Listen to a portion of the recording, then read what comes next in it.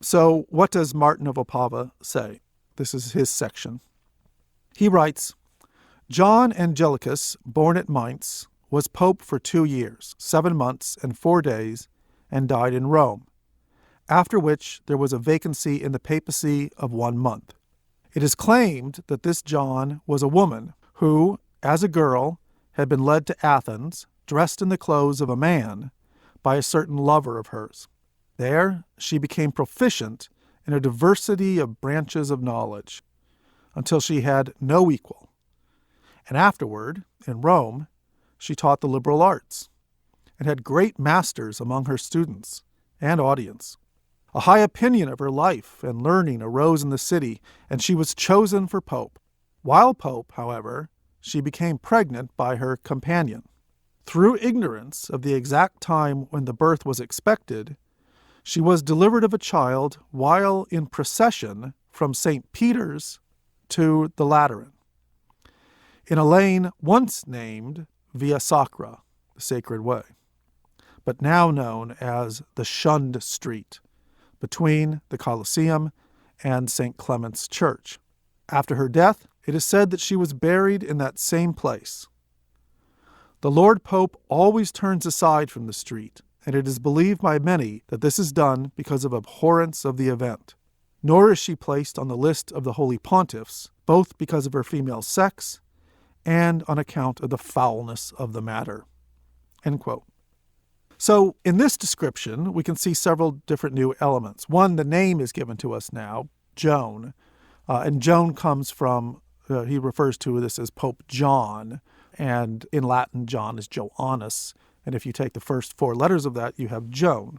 So we have now a name, and we also have this interesting little added element that this is the reason why when they are in processions, holy processions, the popes, when they are processing from the Vatican to the Lateran is the papal palace and church, that they don't take this one street between the Colosseum and St. Clement's, which would lead directly to St. John Lateran, but instead go by another means, because they don't want to go on that so-called shunned street, because that's where Pope Joan gave birth. Now, as far as subsequent descriptions, or at least early descriptions of them, they're fairly hard to find. There is a section in the 9th century book, the Liber Pontificalis, that refers to this female pope. And sometimes people will say, well, look, this is a very early source, the Liber Pontificalis. But actually, the reference is not in the original text, but it's in a much later gloss of the Liber Pontificalis. And this gloss comes from the late 13th century or perhaps the early 14th century. And it exists in only one manuscript of the Liber Pontificalis, which is in the Vatican Library. The story itself, it's clearly very late. And as subsequent scholarship has demonstrated, it was meant to be a farce. It was meant to be a joke. But whether or not it was meant to be a joke at the time, it was later taken to be a fact. At first, it was those who thought the worst about the popes who took it as a fact and would use it as an argument against popes, that there had actually been a female pope, particularly those who were disobedient to popes. They could say, why should I be obedient to you? I wouldn't have been obedient to a woman. But over time, the story became so accepted that everyone started to believe that it was true, even those who were very much in favor of the popes. In fact, even the popes themselves. It became, in a sense, common knowledge by the 14th century that there was a pope who was a woman. And it was commonly put into chronicles in the 14th and the 15th centuries. And there wasn't really much discussion about the fact. It was just accepted that it had happened. So what had originally been a joke was transformed into an element of history. You can see this in numerous chronicles. There are a few that kind of change things just a little bit. So, for example, if we look at Adam of Usk's Chronicon, which was written in 1404, he gives her the name Agnes rather than Joan. And that becomes a kind of another branch of the story. And in the Chronicon, his Chronicon, it states that there is a statue of her in Rome. which could very well have been true since she was accepted as a pope by many, many people. It would not be surprising if there was, in fact, a statue of her there. In the book Mirabalia Urbis Romae, this is it means the wonders of the city of Rome. It's a pilgrim's guide, a kind of a travel book for those who are visiting Rome, telling you where to go and what to see. It tells visitors that Joan's body is buried in St. Peter's. And as it tells people where to go and see different things, it says that, in fact, that her body is there. In the city of Siena in Italy, there was, under the main dome of the cathedral there was a series of busts that had been produced of the popes in Rome. Siena is in the Papal States. And in that grouping of busts, there was, in fact, Joan. It was put between Pope Leo IV, who reigned from 847 to 855, and Benedict III, who reigned from 855 to 858. But between these two male popes, they put a bust of a female pope. So, as I say, it was not much questioned. You can see this in a particularly detailed way, I think, at the Council of Constance in 1415. One of the matters that the Council of Constance dealt with was the matter of Jan Hus, who was a heretic, who has brought on safe conduct to the council to respond to charges of heresy and to speak to the Inquisitors and also to the cardinals there about the tenets of his faith. He debated with a number of theologians there, Hus did, and one of the matters that they debated was the papacy. Hus argued that there was no need for a pope, that the Catholic Church did not need one. And one of the arguments that he used for this was the fact that there had been a female pope. And in fact, Hus refers to her as Pope Agnes, but he's thinking of that same Agnes/Joan, female pope. And he says, since there was a woman pope, and since that was clearly a mistake, then that is clear evidence that the church does not need a pope. The theologians then responded to him with a series of arguments as to why they actually did need a pope and why a pope was absolutely necessary for the church. But they did not dispute the historicity of Pope Agnes or of a female pope. That they just didn't respond to. And that means, obviously, they believed that she had existed too. We don't really start to see criticism of the idea of a female pope really until the Renaissance, when we start to get humanists who are looking much more carefully at the sources for these types of things. We can start to see some criticism of it in a history that was written by Bartolomeo Platina, who was a Dominican scholar and who wrote a major work on the history of the church and the papacy in 1479. He did so under the patronage of Pope Sixtus IV. And he lists all of the various popes and says what they can learn about them. And under Pope John VIII, he lists this.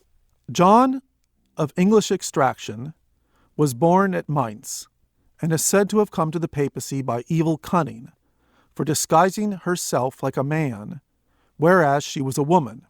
She went, when young, with her beloved, a learned man, to Athens, and made such progress in learning under the professors there, that coming to Rome, she met with few that could equal, much less go beyond her, even in the knowledge of the Scriptures.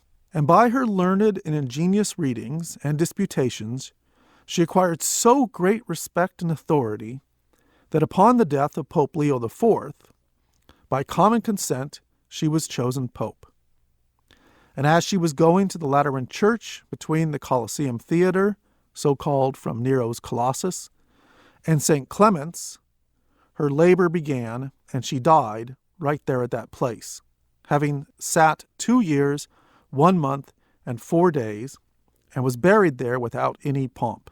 This story is commonly told, but by very uncertain and obscure authors, and therefore I have related it barely and in short, lest I should seem obstinate and pertinacious, if I admitted what is so generally said. And so what I have related may be thought not altogether incredible. So he's clearly has some doubts about whether this is true or not. He doesn't want to leave it out because he doesn't want anyone to accuse him of leaving it out on purpose. But on the other hand, he does have some doubts about its credibility. Now, this is in the late 15th century. In the 16th century, of course, we will have the Protestant Reformation. And Protestants, who are breaking with the Catholic Church, naturally are going to find the story of a female pope very attractive because it is yet another way for them to criticize the popes, who they do not accept. And so Protestants used it in many of their own writings. But while we have the Protestant Reformation rising, we also have the rise of humanism still, and those two things going together are not going to be able to sustain Pope Joan. In fact, because of the increasing number of scholars, both Catholic and Protestant, who are looking at the documentation and the seals and the various materials that survive from the period in which Pope Joan was supposed to have lived, it becomes increasingly clear to people that it was not true. We can see this very clearly by 1587, when the humanist writer Florimond de Raymond wrote a tract called The Common Error of Pope Joan. And he demonstrated very clearly that all of the texts that referred to the female pope were late and were inherently erroneous. And this tract became very popular and became widely known. So much so that in 1601, Pope Clement VIII finally declared the story of Pope Joan to be false. In other words, before 1601, it was perfectly acceptable to believe in it. But in 1601, the Pope declares, based on this scholarship, that there was never a female pope, that there was no Pope John. In the mid-17th century, a famous Protestant historian, David Blondel, took up the question. And by looking at seals and coins and dispatches from the period in question, he pointed out that not only were the sources for Pope Joan very late, but that there was simply no room in the chronology of popes to fit a Pope Joan, that all of the time was accounted for. There was no 2 years or even a few days to put a female pope in. He also pointed out, and this is particularly interesting, that the Patriarch of Constantinople at this time, who was called Photius, never mentioned of this. Now, in the 9th century, there was a thing called the Phocian Schism, and the Patriarch of Constantinople was on the outs with the Pope in Rome. In fact, so much so that Pope Nicholas I in 863 deposed the Patriarch of Constantinople. And this caused a major rift between the church in Constantinople and the Catholic Church in the West. As a result of this, though, there was an awful lot of nasty letters and a lot of polemical writings. Photius wrote an enormous amount. In many of his tracts and letters that he wrote, he was very critical of the popes and the authority that they claimed for themselves over the entire church. And so one would expect, since it was so close to the time, in fact, it is the same time as when Pope Joan was supposed to have existed, that Photius would have mentioned that things had become so bad in Rome that, in fact, they had mistakenly elected a woman. He never mentions anything about it. There's no reference to it at all. In fact, there just isn't any reference to Pope Joan before the 13th century. Now, it is true that the direct route between the Colosseum and the Lateran was avoided in processions during those years. It's not clear exactly why it was avoided. Early on, it may have been avoided because of the wideness of the road, because it was a procession after all, and they needed more space. But it's probably also true that as the story of Pope Joan spread and as it became widely accepted, it's likely that the popes did avoid the road because they believed that Pope Joan had given birth on that road and therefore chose a different road. That's certainly possible. The story itself was false, but they nonetheless believed it. Now, in an attempt to try to kind of keep Pope Joan alive, some people have noted that there's no Pope John the 20th. There never was a Pope John the 20th. And there's a Pope John the 19th, and there's a Pope John the 21st, but there's no Pope John the 20th. And so the argument goes that the reason that there is no John the 20th is that Joan has been, that's John and Joan has been expunged from the record. And the fact that there's no John the 20th demonstrates clearly that she has been expunged from the record. There's a few problems with this argument. One is that it's completely the wrong period. If Joan was supposed to be John the 8th, not John the 20th, John the 20th puts us all the way into the 13th century, which is much, much too late. The other problem with this is there was a John the 8th. He reigned from 872 to 882, and he was a man. Finally, the problem is that we know why there's no John the 20th. It's not a secret. In fact, it was widely known at the time, and it was written down. The reason why there's no John the 20th is that because of an error in numbering early on, there had been 2 John the 14ths.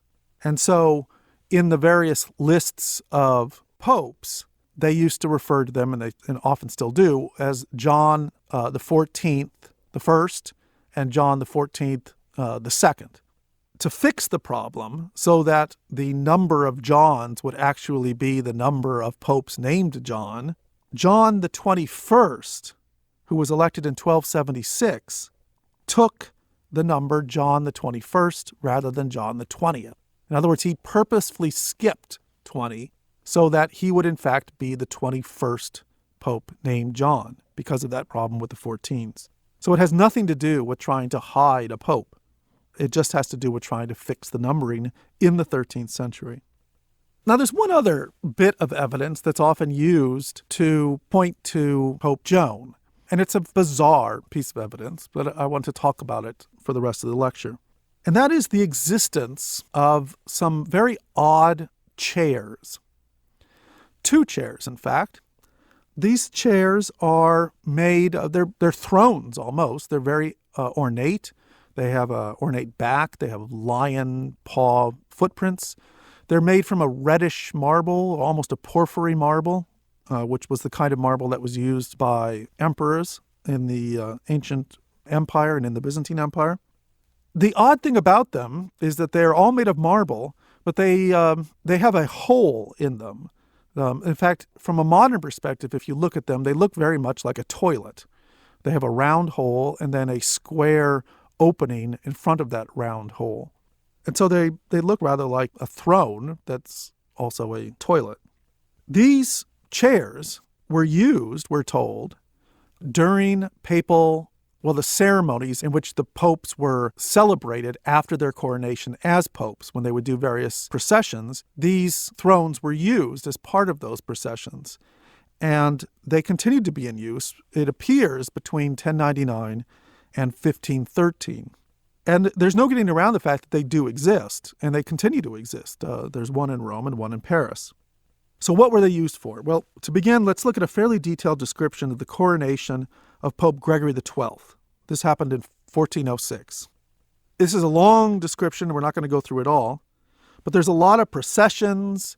There's a lot of sitting on various thrones at different churches and different places along the processions. There's a lot of blessing, praying. There's a lot of tossing of coins to the people. It's a major event to bring in a new pope that takes several days. When the pope in procession finally reaches the Lateran Palace. Now, Lateran Palace is St. John's Lateran. It was originally a palace that was given to the popes by the Emperor Constantine, and then a church was built there as well. Jacobo tells us, quote, "The pope dismounts his horse, and the community of the priests who serve the church lead him to a marble seat placed in the middle of the portico, since time immemorial. It is called stercoria, to remind the pope that he arises out of clay and dung." And the Latin for dung is stercus, which in this case obviously refers to the fact that it looks like a toilet. He then the Pope enters the palace, and he goes to the chapel of San Silvestro. And then Jacobo tells us, before which 2 seats cut from porphyry are placed. And because the seats are pierced, the common people tell themselves the story that someone touches the Pope as he sits on them to verify that he is indeed a man. In other words, someone reaches down under the seat, which is quite possible because there's an open front, and physically feels his genitals to ensure that he is in fact a man. Then while he sits on one seat, he's given the papal staff and keys, and then he moves to the other seat and he receives a red belt with 12 jewels. Now, it doesn't make a lot of sense, and even Jacopo is telling us that's what people say. That's the popular story. It doesn't make a lot of sense because if you were really worried about the Pope not being a man, the time to check would be before you elected him. In fact, the time to check would be in the conclave, when everything was still secret and when the Pope would actually be brought there and he would have to accept the position of being Pope. That would be the time to actually check if you were really concerned about it. The time not to check would be several days later after the coronation had already taken place and in which you're celebrating it in various processions. And we can't get around the fact that those pierced chairs, those open chairs, did exist and they were used.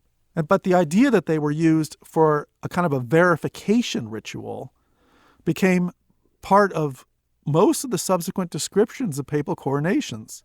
There are numerous descriptions of the chair. Just to use a kind of an odd one, the Greek writer Leonicus Chalcondylas even said that the ruse of having a possible female pope was possible because the Latin priests all shave. And since the Greek priests don't shave, they would never have this kind of problem.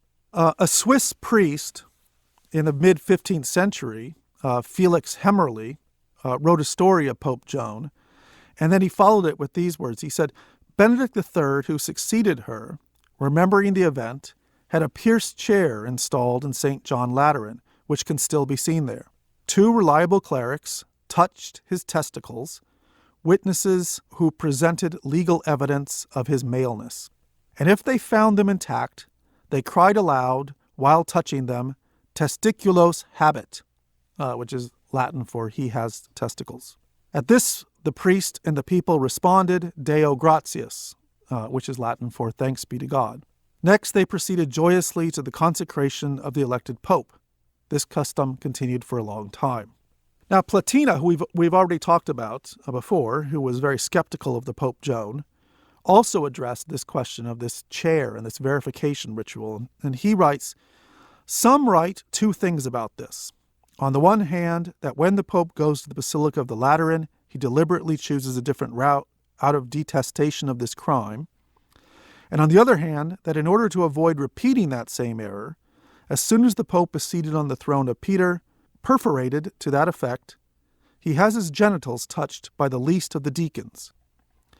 I will not deny the first custom. Here is my thought as to the second. That seat was prepared in such a manner so that the one who is invested with such great domination will know that he is not God but a man, and that as such he is subjected to the necessities of nature and must defecate. That is why that seat is rightly called the stercary seat." End quote. So in other words, what Platina is saying is that he doesn't think it has anything to do with Pope Joan, which he's fairly skeptical about anyways. He thinks that he sits on this chair with the hole in it because it's supposed to remind him that he is a man. And so he's obviously referring to this as, he sees it as a kind of a latrine or toilet as well. This naturally, of course, became the butt of jokes for all of those who were critical of the Pope, particularly Protestants, well into the 16th century, and in fact, well after the practice stopped. It stopped in the 16th century, probably because of all the jokes. Just to give one example, Janus Pannonius wrote, quote, "On an unchanged rite regarding the creation of the popes, Peter, a woman once dared to sit upon your chair, and she gave shameful laws to the universe. She would have continued to hide her sex for many years if she had not made it obvious by an astonishing childbirth. For a long time thereafter, Rome protected itself from such a ruse by making it customary to inspect the Pope's secret corners. No one could obtain the keys that open the heavens without having his testicles examined. Why has this custom ceased in our own times? Because the Pope proves ahead of time that he is indeed a male." End quote. And the last bit is actually a joke. He's saying that the Pope is proving that he is ahead of time a male because many of the popes in the 16th century or the 17th century had children. These chairs, even though they stopped being used in the 16th century, They remained at the Lateran actually until the 18th century, when Pope Pius VI had them sent to the Vatican Museum. Napoleon, when he took Rome, took one of them to Paris, and it remains there still in the Museum of the Louvre. They're identical, and they're clearly late antique, so they're very old. They're probably from Constantine's time. They were probably in the palace when he gave it to the popes. Looking at them, they do look very much like modern toilets, but they were almost certainly not. What these were bathing chairs used in baths, Roman baths. They were used to clean oneself while you were in a bath, rather like a bidet. The very same types were used in Roman baths all over the empire, and they would have been important in an imperial palace of this sort. Why, however, did the popes use them? We can't know for sure. It's clearly one of these things that became a custom in the Middle Ages and just continued to be done because it was tradition. It seems to me and to other historians that it was probably something that came about because it was one of the only really truly ancient pieces of furniture in the palace complex that survived because it was made of marble. And it was clearly imperial because it was made from a marble that appears to be porphyry marble, purple or reddish marble. And therefore, they used it as a kind of a connection to the emperors. Popes during the Middle Ages believed that they had inherited that imperial authority given to them by Constantine. And therefore, by sitting on one of these thrones, as it were, even though it has a hole, they were connecting themselves to the emperors. One can only assume that it was discontinued, the practice, because of all the criticisms and, of course, the various jokes. So was there a Pope Joan? No. She was a joke. And many of the various aspects of her life were meant to be a joke, meant to be a farce. But it still continues to be talked about, and people still continue to refer to this Pope Joan even today. In our next lecture, we're going to delve into the dungeons of medieval Europe and look at the myths and facts behind witches and the medieval Inquisition. This ends Lecture 3. Medieval Mysteries, the history behind the myths of the Middle Ages. Lecture 4. Burn them all, witches and inquisitors in the Middle Ages. In this lecture, we're going to look at the myth and legends of the Inquisition and witches in the Middle Ages. Oftentimes when people think about the Middle Ages, one of the things they think first of is dungeons and torture devices. All of these things that were used to either punish criminals or those who had committed treason or heretics, and many of these devices used to force people to convert to Catholicism. You can think of, for example, to use a modern example, Mel Brooks' movie, History of the World Part 1, in which he has the Inquisition with all of its torture devices, the rack and the Iron Maiden, and all sorts of various devices used on Jews to force them to convert to Catholicism.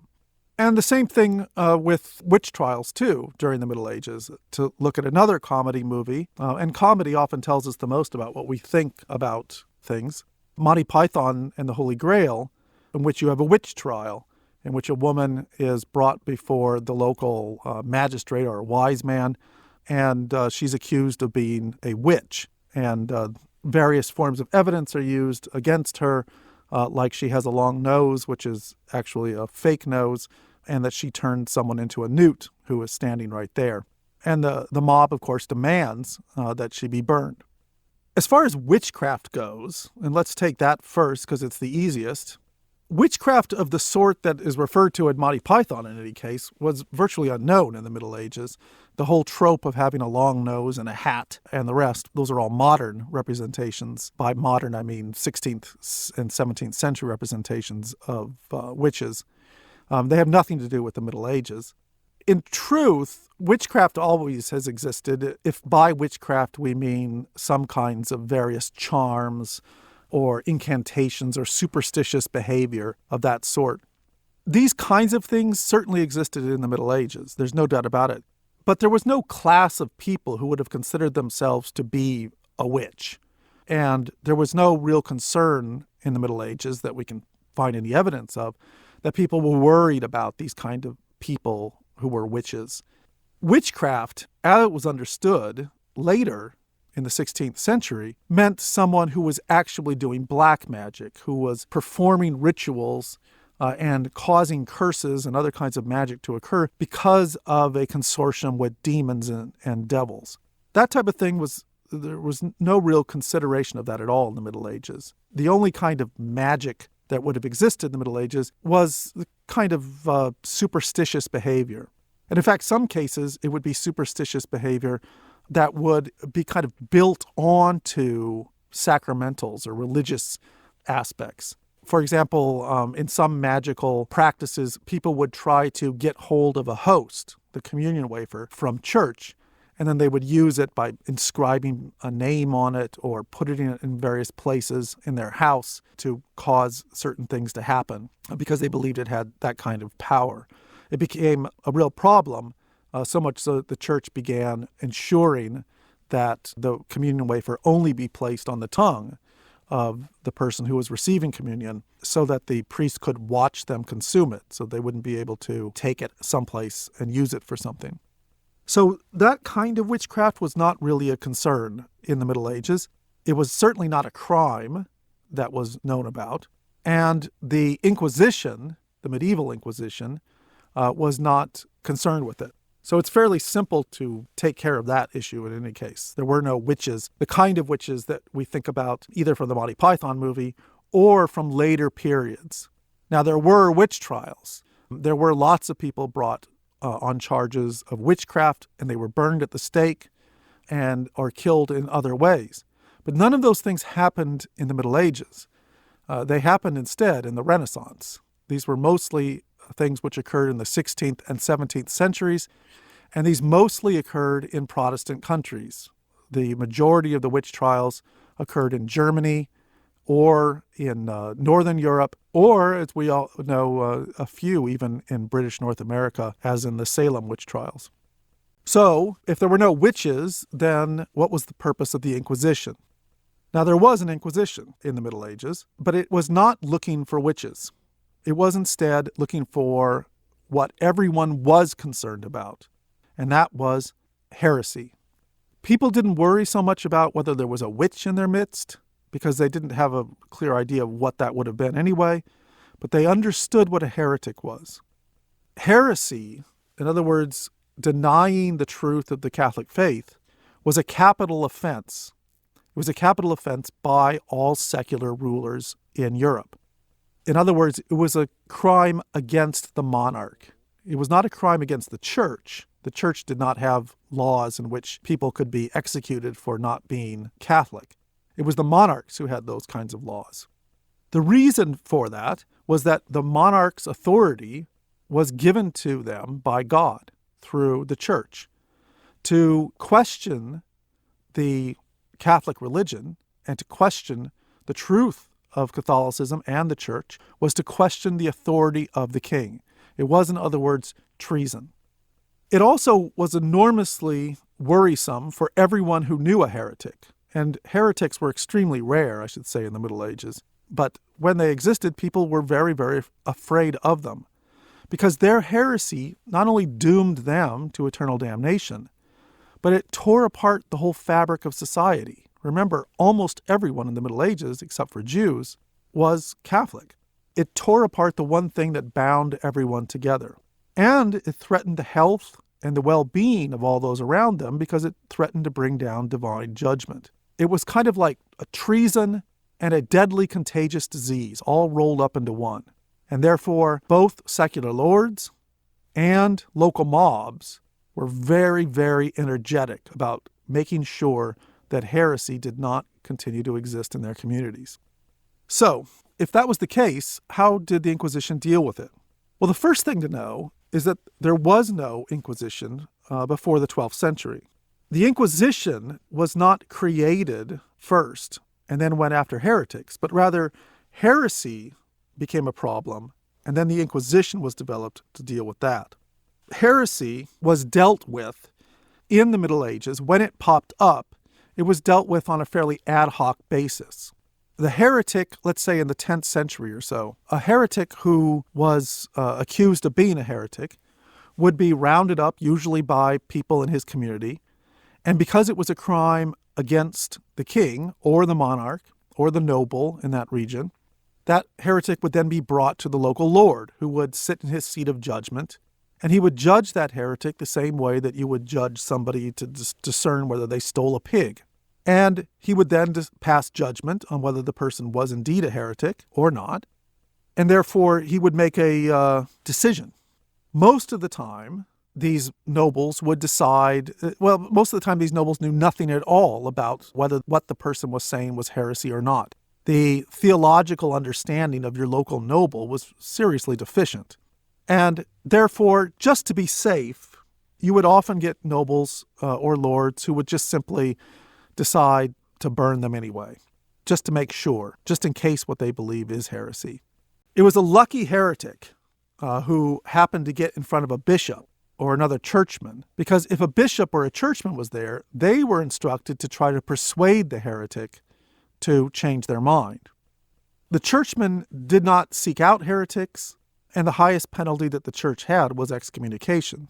In general, and we see this in the writings of the church in the 10th century and in the 11th century, churchmen knew that times had been hard and that there were a lot of people who were Christians who just didn't know the faith very well. And so the reform movements in the 11th century put the emphasis on preaching and on pastoral care and on trying to educate people about the faith and on trying to make it so that they understood what they had not been taught. It was only in the late 12th century that you started to get some heretics who were not just misinformed, but who were truly heretics, who knew what the faith of the church was and actively rejected it. And these are the ones who start to go underground. We'll talk about those in a moment. So how does the Inquisition get started?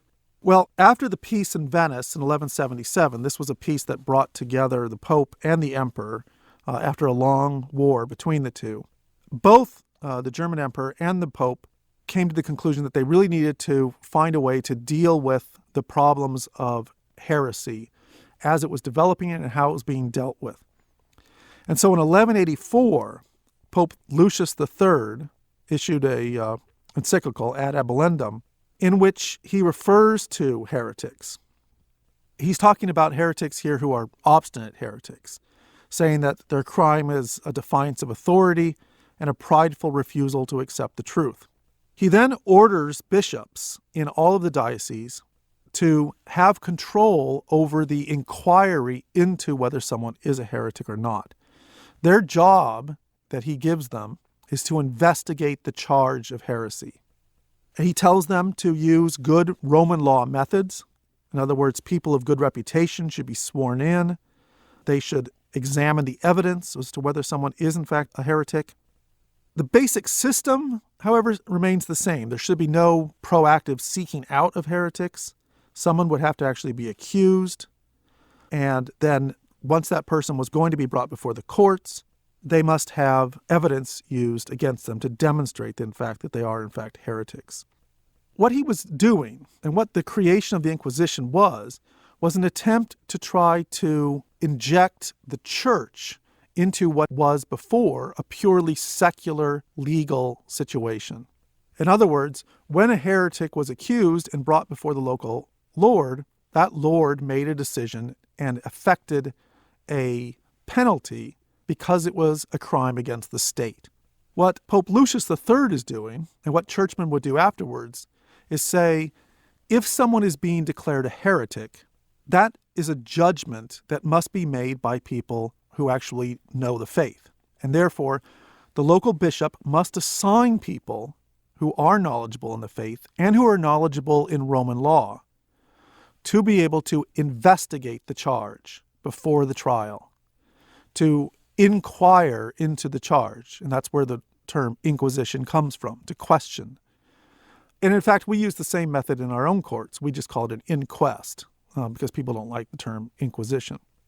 The Inquisition then would look into the charge and would speak to the accused and to speak to other witnesses to discern whether the person was actually a heretic or was simply someone who did not know the faith and therefore simply had gone astray.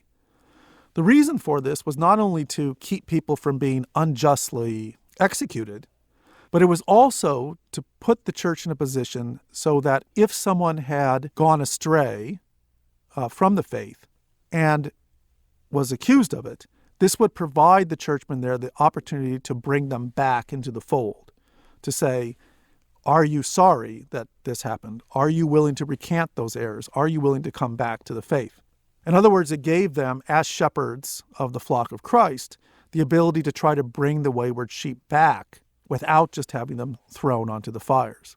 The odd thing about the medieval Inquisition, therefore, is not that it was something that was created to force people into being Catholics.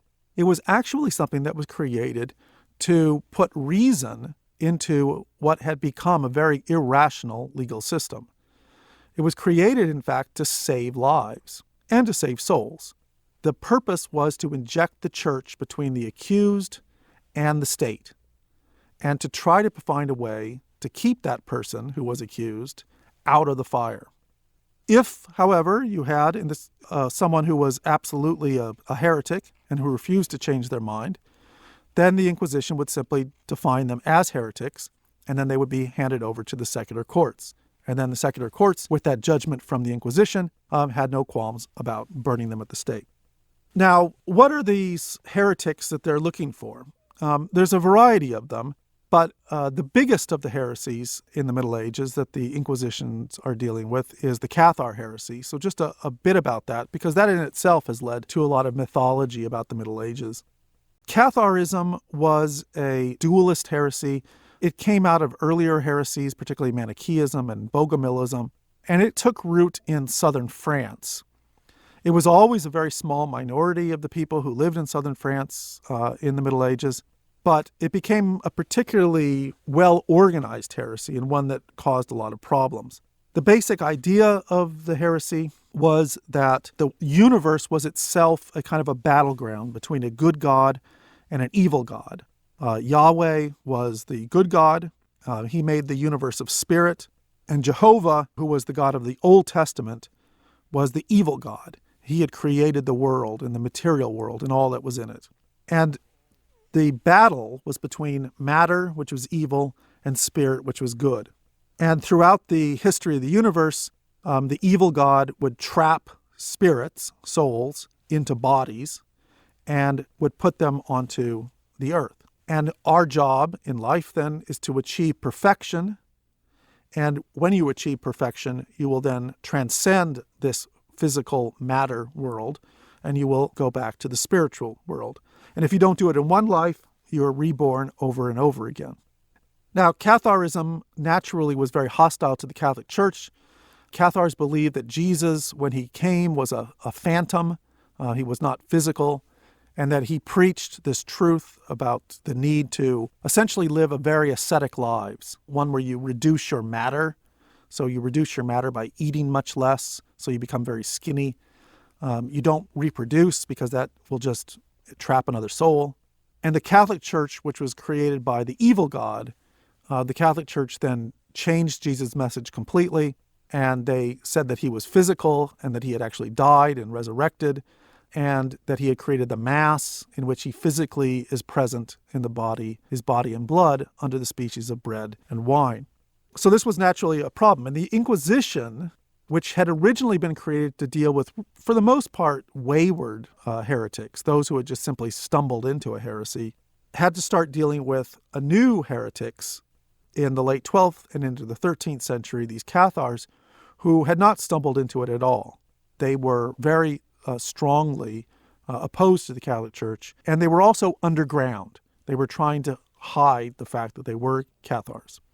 And the Inquisition, therefore, was dealing with that. The Inquisition that we think of then, today, of torture chambers and the rack and all of that, didn't really exist in the way that we think of it. Initially, it was done on a very local level by bishops and legal professionals, those who were trained in Roman law and theology. Eventually, it would be centralized more. In the 13th century, the popes began trying to bring the Inquisition into more of a centralized approach. So, for example, in 1231, Pope Gregory IX sent a letter to the prior of the Dominican convent in Regensburg, commissioning him as a judge delegate to travel wherever and to preach and to seek out heretics.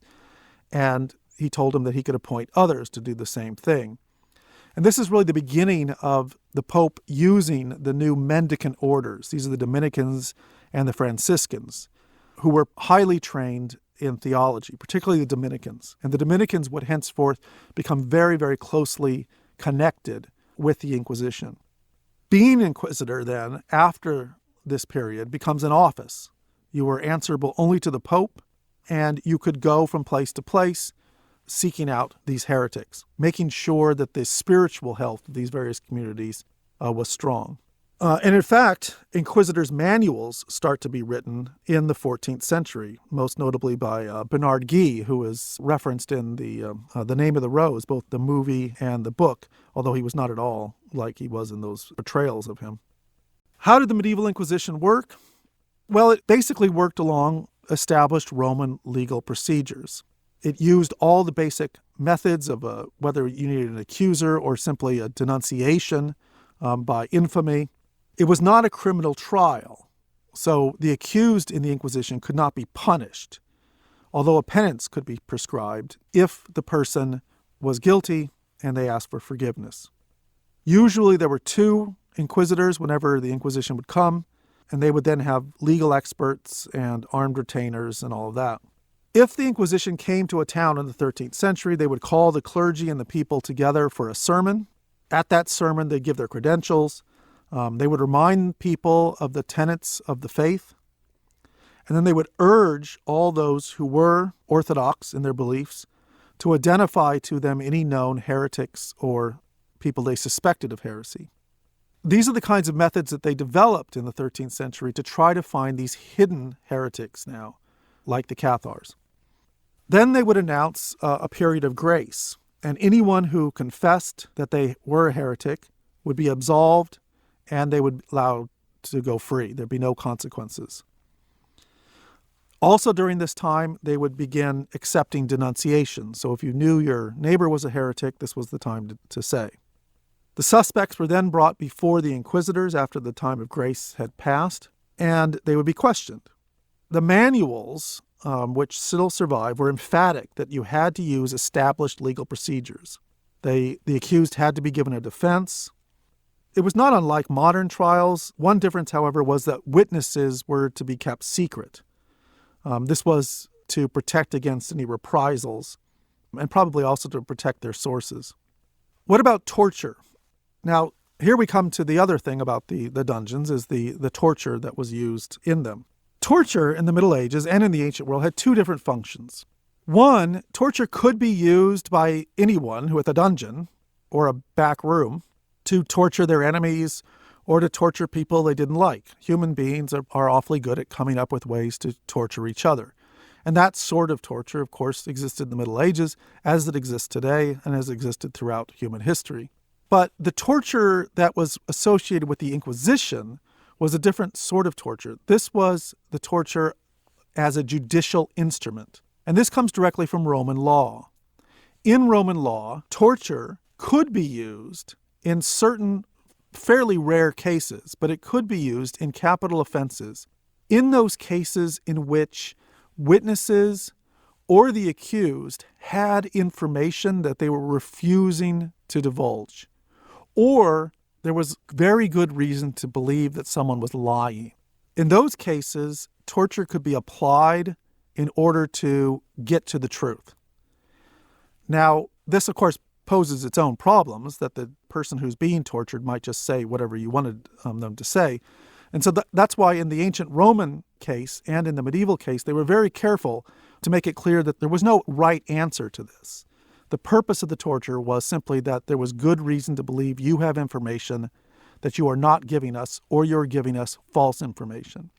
The torture in this case had to be done in a way that was short.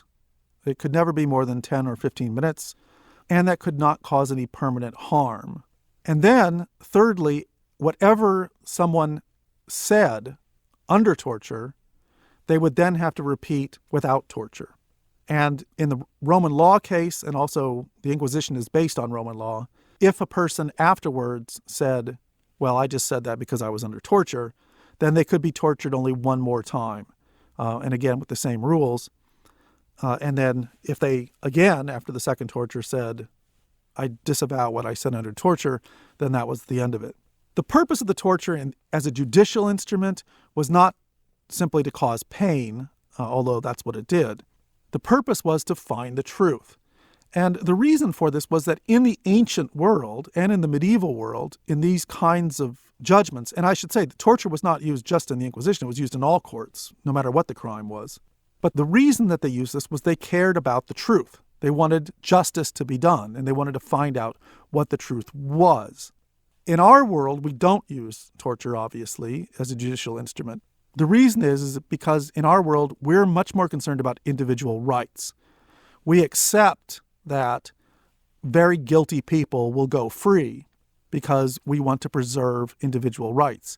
We accept that you might have a number of witnesses who all give different testimonies, and it's clear that someone is lying, and we accept that and recognize that we may not get to the truth here at all in a court case because we would rather preserve individual rights than actually get to that truth. So in the modern world, we're more concerned about protecting individual rights and liberty than we are about the justice of the court. In the ancient pre-modern world, that was not the case. They were more concerned about justice. They were more concerned about finding out the truth. What was the torture? What was torture like that they were doing in these inquisitions? Well, it wouldn't make very good movie fodder. To be honest, the tortures that the Inquisition dealt with, it's clear from the Inquisition manuals that they were felt fairly uncomfortable with the idea of torture, so it was done only very rarely. And when it was done in almost a half-hearted manner. One of the more common methods of torture, by the Inquisition at least, was to simply use a rope. Your hands would be tied behind your back. The rope would then be thrown over a rafter or a beam, and then it would be pulled. And so your arms would be pulled up from the rope. This would be fairly painful because it would pull on the sockets of the shoulder. If you pulled hard enough, you could dislocate both of the shoulders. But it would not cause any permanent harm. It would cause certainly a lot of pain, but it wouldn't cause any permanent harm.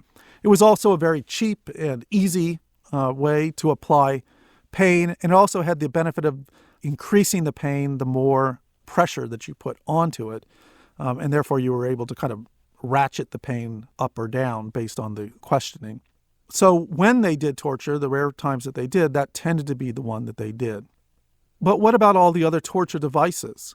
All of those various kinds of torture devices that you'll see, for example, if you go to museums in London or in Germany, things like the Iron Maiden and the Judas chair, which was a giant kind of pyramid in which you lowered people down onto that they sat on, and it basically slowly impaled them.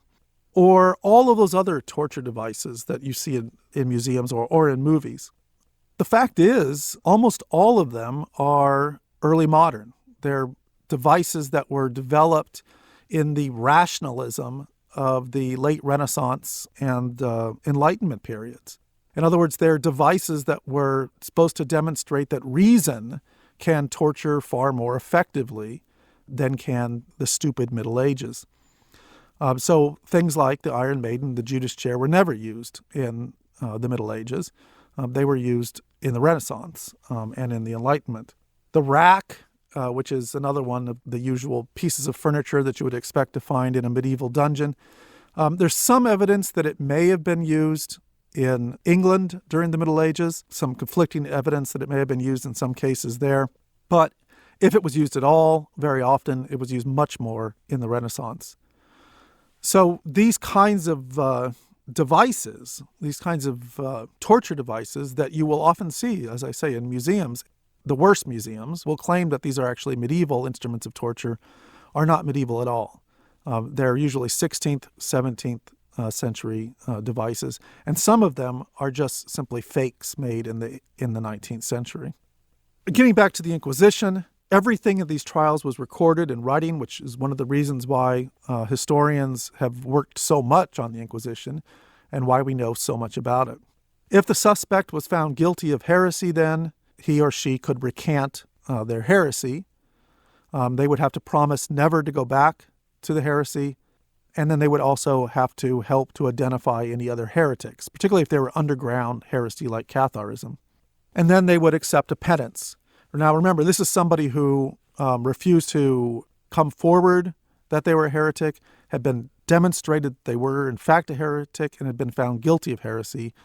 Then, if they were willing to recant to avoid having to go to the secular courts, they could do that, and they could accept a penance. This penance could be fasting or prayer or a pilgrimage or wearing of a yellow cross for a while.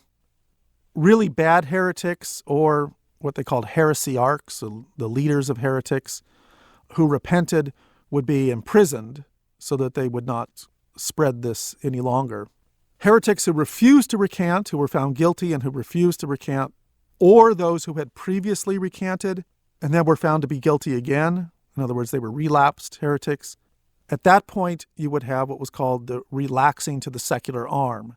In other words, the only thing that was keeping these people from being in the secular courts was the Inquisition. And therefore, if you're found guilty by the Inquisition, and if you refuse to recant your error, then the Inquisition would simply step aside. And that way, the person would go directly to the state. The state would then confiscate their property and usually burn them. Then finally, the Inquisition, the medieval Inquisition, would end with a big public ritual. Everyone would come out. There would be kind of a statement of the purification of the town. Any heretics that were found would be proclaimed, and there'd be a big celebration.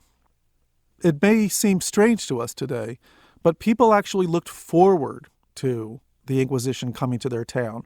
And the few instances that we have of there being uprisings when inquisitors came were because people believed the inquisitors were not taking their job seriously, that they were letting heretics off.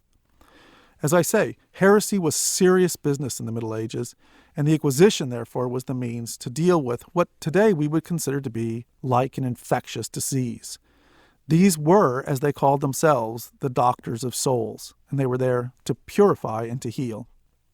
Well, in our next lecture, we're going to look at some of the sexual myths of the Middle Ages and try not to get too puerile.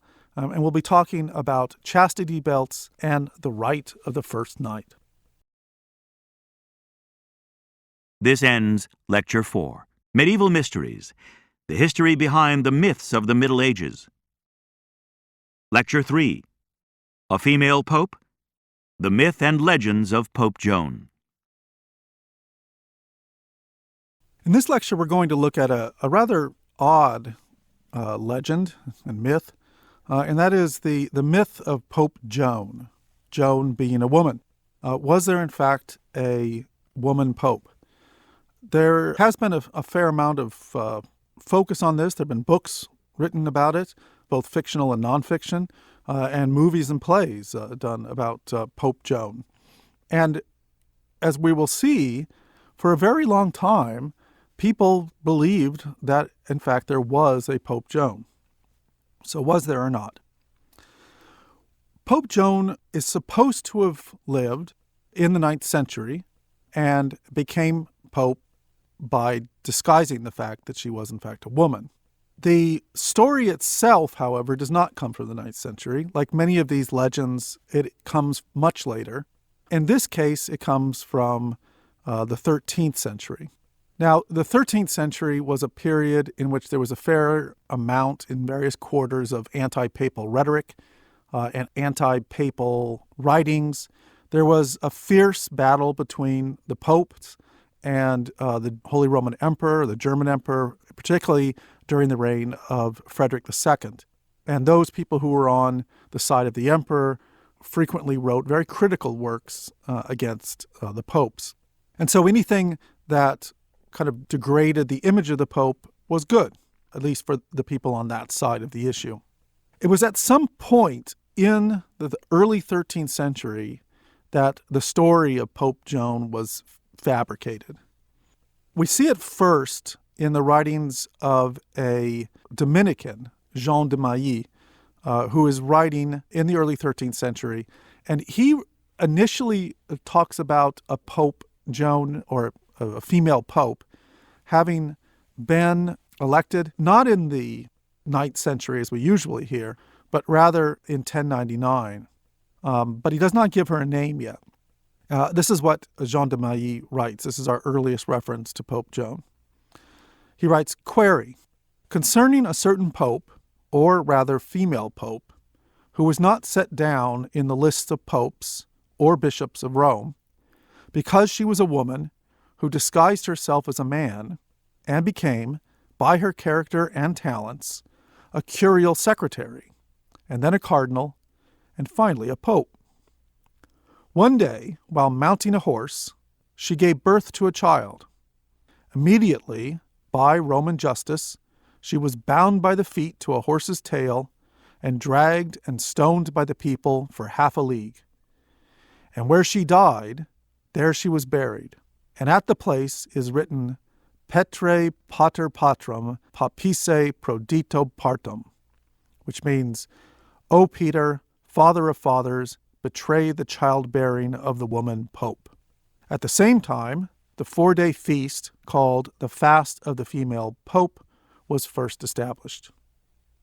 That's the end of the entry.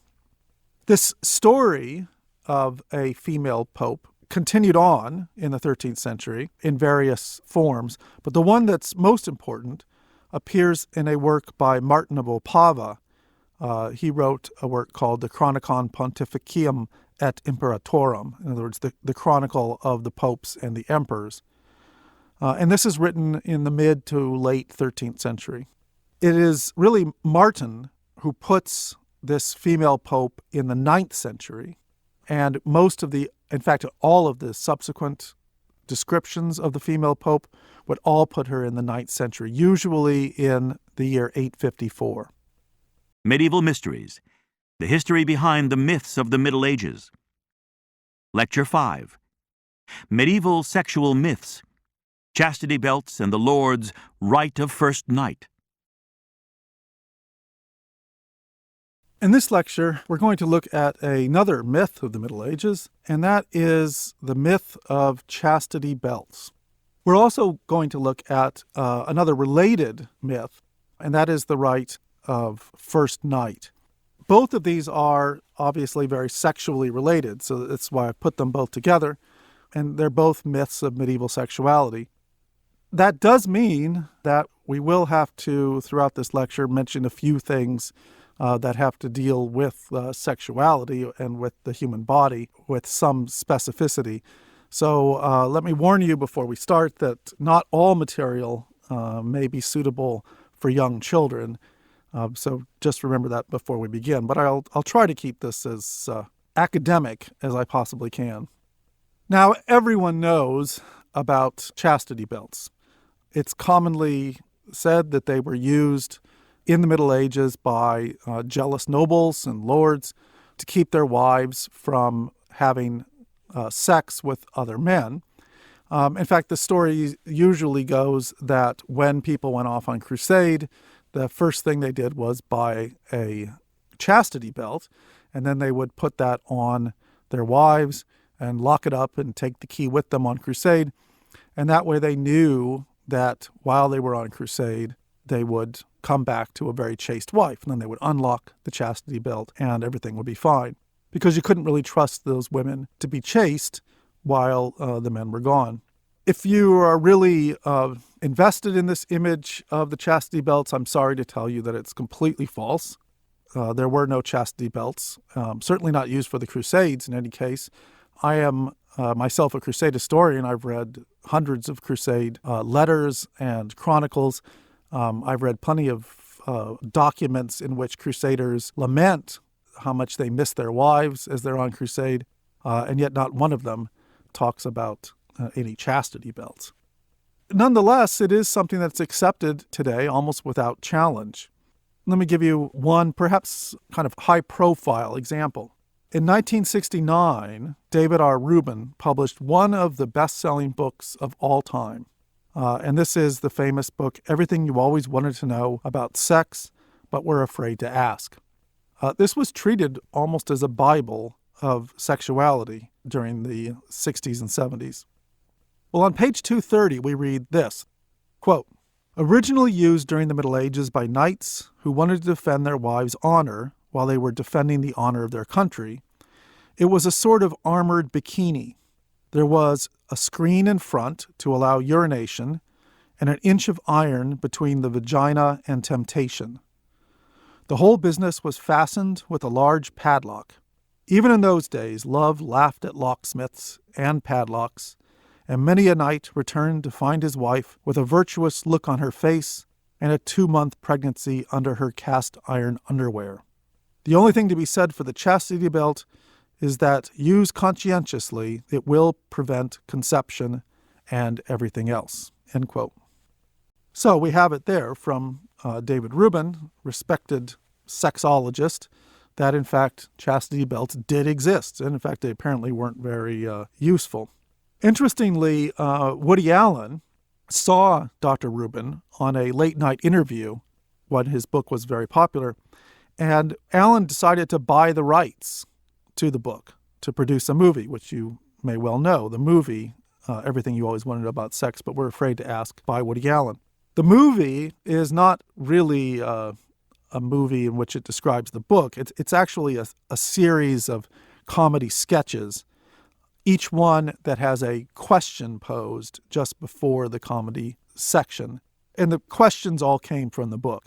The movie, of course, was fairly popular, but when it was released, Dr. Rubin complained a great deal about what actually it turned out to be. He said that it was distortions, and that the whole thing was just not even very funny and rather silly.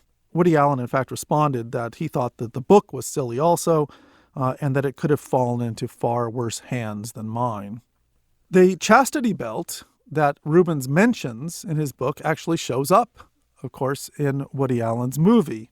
In the very first sketch, it's called Do Aphrodisiacs Work, Woody Allen himself plays a court jester trying to seduce the queen, who's played by Lynn Redgrave. And he gives her an aphrodisiac, and she falls in love with him. And he's stopped, however, because, as they discover, she's wearing a huge chastity belt. And he tries all sorts of ways to deal with it, even going and getting a big pole axe from one of the guards. Ultimately, they start to get it undone, and then they have to lock it back up because her husband comes in. In any case, it's a lot of rather farcical slapstick in this, which is precisely what Woody Allen was going for. But he also may have been poking fun on the whole idea of the chastity belt as it was described by David Rubin. Hard to know. In any case, the movie itself traded on the fact that people knew what chastity belts were and that they found them very funny. So did they exist?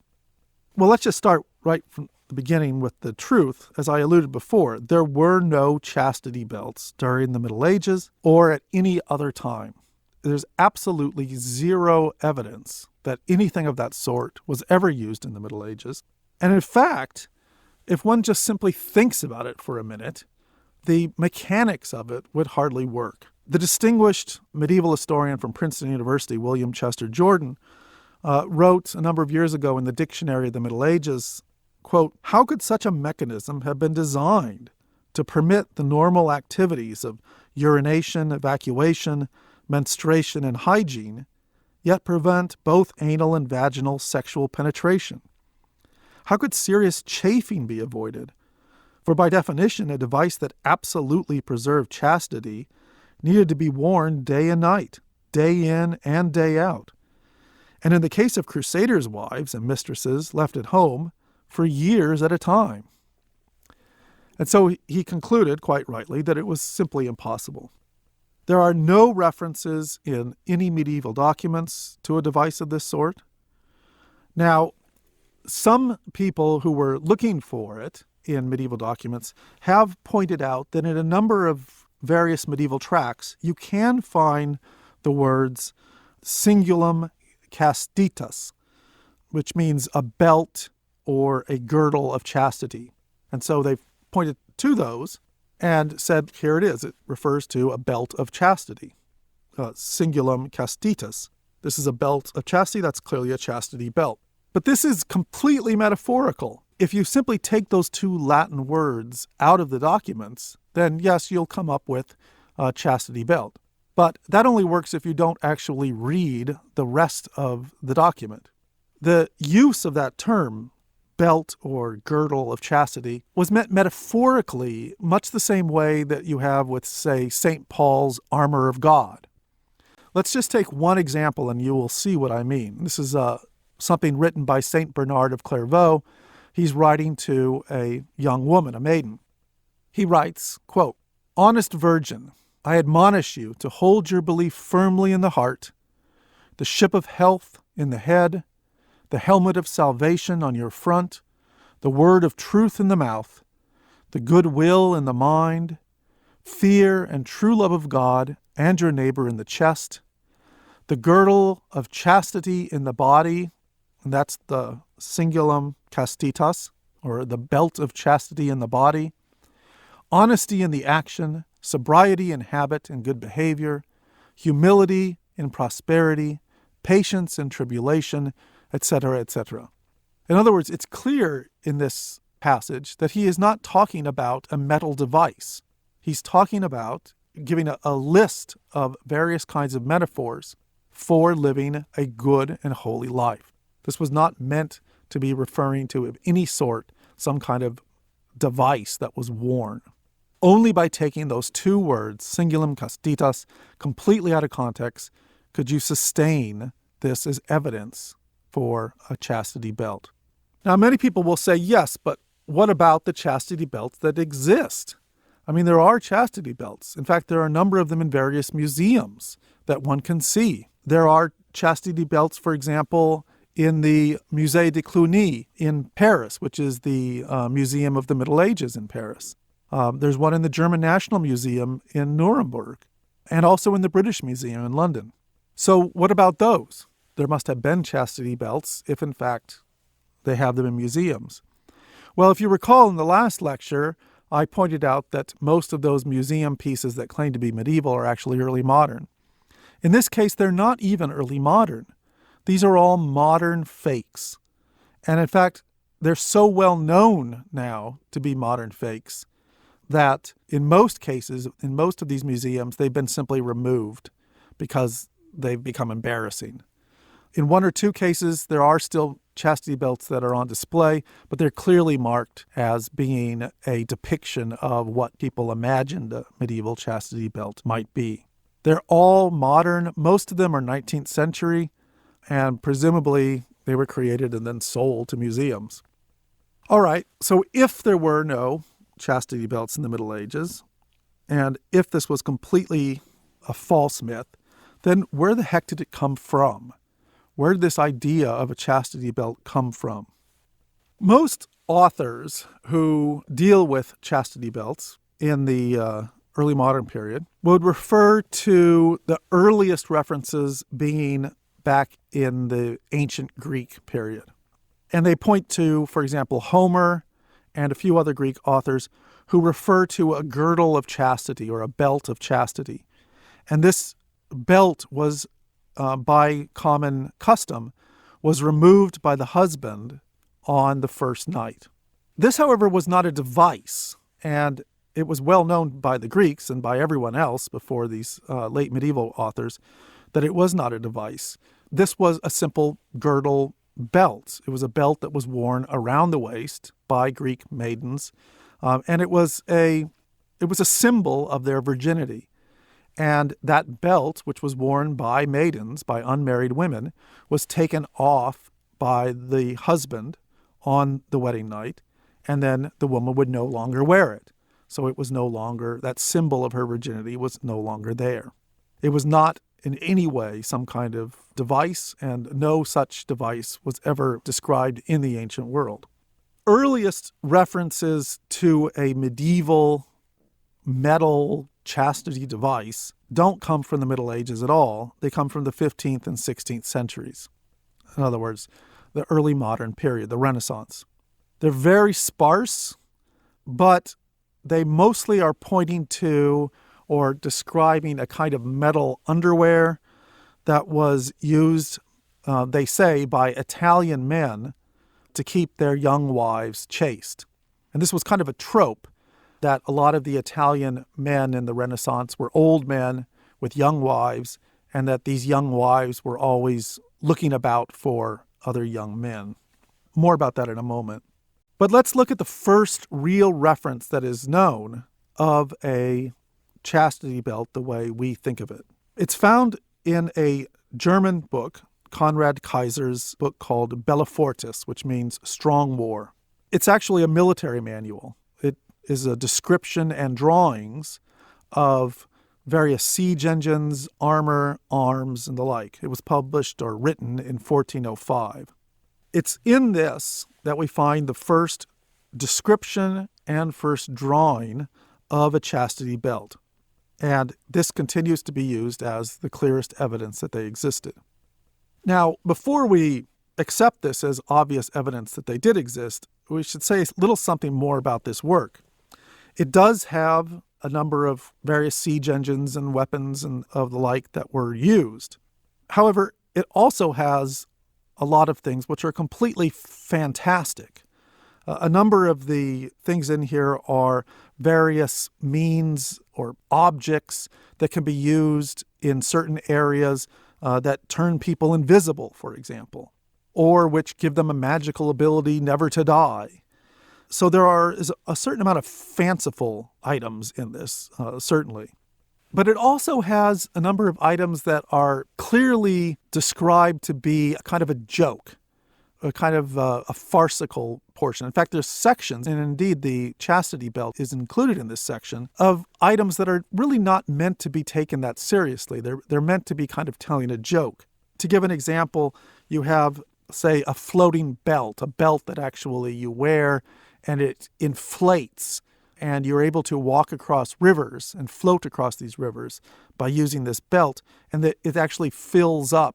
It's hooked up to you in a way that it fills up with flatulence and allows the person to cross. This is clearly doesn't exist.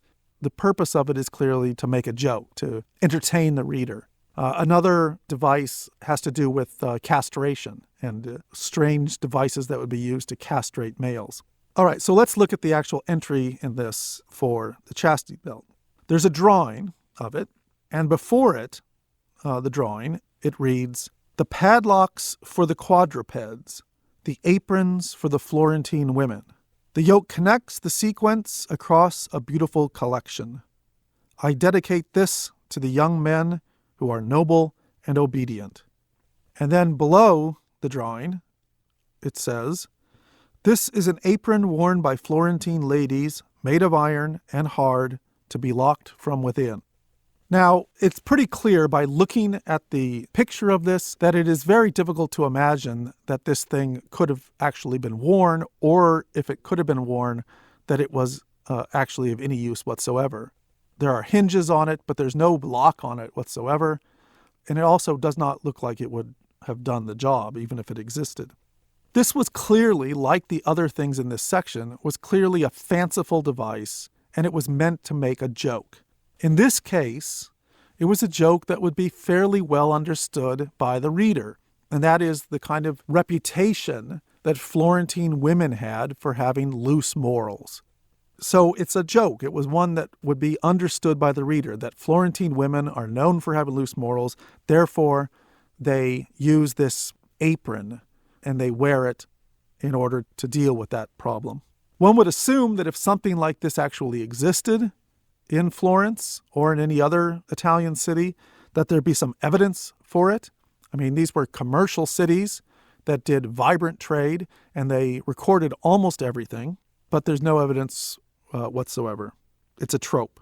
In fact, during this time, in the 15th century and then in the 16th century, this trope became very popular in the rest of Europe because many people in Germany, in France, and in England, when they were young men, were traveling to Italy as part of what would eventually be called in England the Grand Tour. And these young men would go into these beautiful Italian towns like Venice or Florence, and they would hear the stories of the delightful, beautiful young women who were being kept in their palazzi, in their palaces, by their evil, ugly old husbands. And if only they could get out, they would be free and they would want to copulate with these nice young men. That became something that was written in a lot of travel journals at this time. It became a regular theme in these Italian cities. And so this fits very well with that. Nonetheless, it is an awfully good story. And the myth itself was salacious enough that it just continued to grow. Other people copied it and wrote about it in other ways. So by the 18th century, Enlightenment authors were eager to accept it. And this is a trend that we're going to see both here and in subsequent lectures as well, is that because the period of the Enlightenment, which is the 18th century, the Enlightenment thinkers and writers are very much focused on reason and how reason can bring all of us into a better life and can free all men. And they're very much against the Middle Ages, and they're very willing to believe that every sort of barbarism and stupidity occurred in the Middle Ages, and they very much seize on this. And so the Enlightenment writers took this to be a medieval invention, and they were very eager to accept it. Just to give one example, the greatest work of the Enlightenment was the Encyclopedia, which was published in 1751 by Diderot and others who wrote it. And in the Encyclopedia, it lists the chastity belt, and it writes, "Among the moderns," and by moderns they mean the medieval people, "it is a gift which a jealous husband sometimes gives to the wife on the following day," in other words, the marriage. And then it goes on to give a detailed description of what a chastity belt looks like, and then concludes, quote, "It is said that this so infamous object, so injurious to sexuality, originated in Italy, but this is perhaps just a rumor. What is certain is that Italy was not the only country where it was in use." So, in other words, this is supposed to be an encyclopedia entry, and it cites no reference or evidence for the existence of this. And in fact, the only evidence that it suggests is it is said, i.e., it's a rumor. But once this was accepted, it grew and grew. In fact, Voltaire, another Enlightenment author, refers to a chastity belt in his own novella, La Cadenas. But as I said, there's absolutely no evidence that it ever existed. In fact, we know full well that it never did exist. It does continue to have a long life. Chastity belts continue to exist throughout literature, even in history books written throughout the 18th, 19th, 20th century. And even today, one reads about chastity belts, particularly in those kinds of either histories or other works that are eager to use this as a very physical manifestation of patriarchy and the oppression of women. Just let me give you one example. In 2001, there was a book published called A History of Celibacy by Elizabeth Abbott, who is a professional historian. And she gives a description of the chastity belt, which she draws, and she makes it very plain, she draws it from museum pieces, which are not medieval at all. And then she writes, quote, "The chastity belt tortured real women. As a genital shield, it kept individual women chaste. As a symbol, it had been a powerful reminder to millions of how important chastity is and to what stupendous lengths men have gone to ensure their women observe it. The belts have everything to do with the double standard and the outmoded concepts of male domination over women's bodies that are associated with it." Well, the chastity belt may continue on, but there's another sexual myth of the Middle Ages that I want to talk just a little bit about. And that is what is known in Latin as the Jus Primae Noctis, or the right of the first night. This is an idea that in the Middle Ages, feudal lords had the right to claim the first night of any woman who was beneath them. In other words, a peasant girl or a serf girl who was getting married to someone, the lord of that area had the right to claim that first night. He could, in other words, sleep with her, and the husband would only get her then after the lord had had her. That's the idea. This is also known in French works as the droit du seigneur, the right of the lord, or the droit de jambage, the right of the leg, or the droit de cuissage, the right of the thigh. In the Middle Ages, therefore, it is said that all the lords had this right, it's a barbaric right, but that they had it and that it was commonly used. And this, again, is one of those myths that is frequently accepted today as fact. In fact, that it's even emblematic of the Middle Ages. Perhaps most famously, it appears in the 1995 movie Braveheart with Mel Gibson. And in fact, it's one of the things that drives the whole movie. Edward Longshanks, an English lord, is in Scotland, and he is insistent that he wants to have the right of the first night with Mel Gibson, who plays William Wallace's sweetheart. And so they get married secretly to avoid this. And this becomes a focal point for the eventual rebellion that William Wallace has against Edward Longshanks. There's no need to spend a great deal of time going through the various medieval sources for the right of the first night, because there is nothing in any medieval source that even hints at such a right. In fact, the very right would be considered to be truly bizarre during the Middle Ages. This is, after all, a time of a great religion in which the church insists that marriages be completely chaste marriages, that the only sexual activity must be between the husband and the wife, and that the marriages are indivisible. They are truly for life.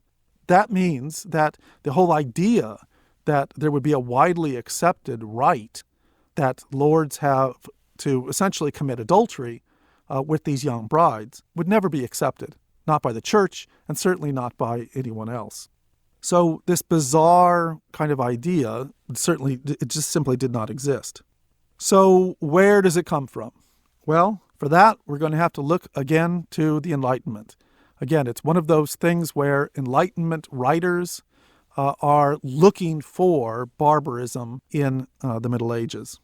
The first references are from the 16th century, and they really balloon during the Enlightenment. In this case, Enlightenment writers can use this obviously very oppressive right to demonstrate that nobility itself is inherently immoral. And you have to remember, in the Enlightenment, what these people are arguing for is liberalism. What they're arguing for is freedom for every individual man, that what someone has in life should not be defined by their birth. And the nobility is nothing but people who are defined by their birth. That's what the Enlightenment thinkers are against.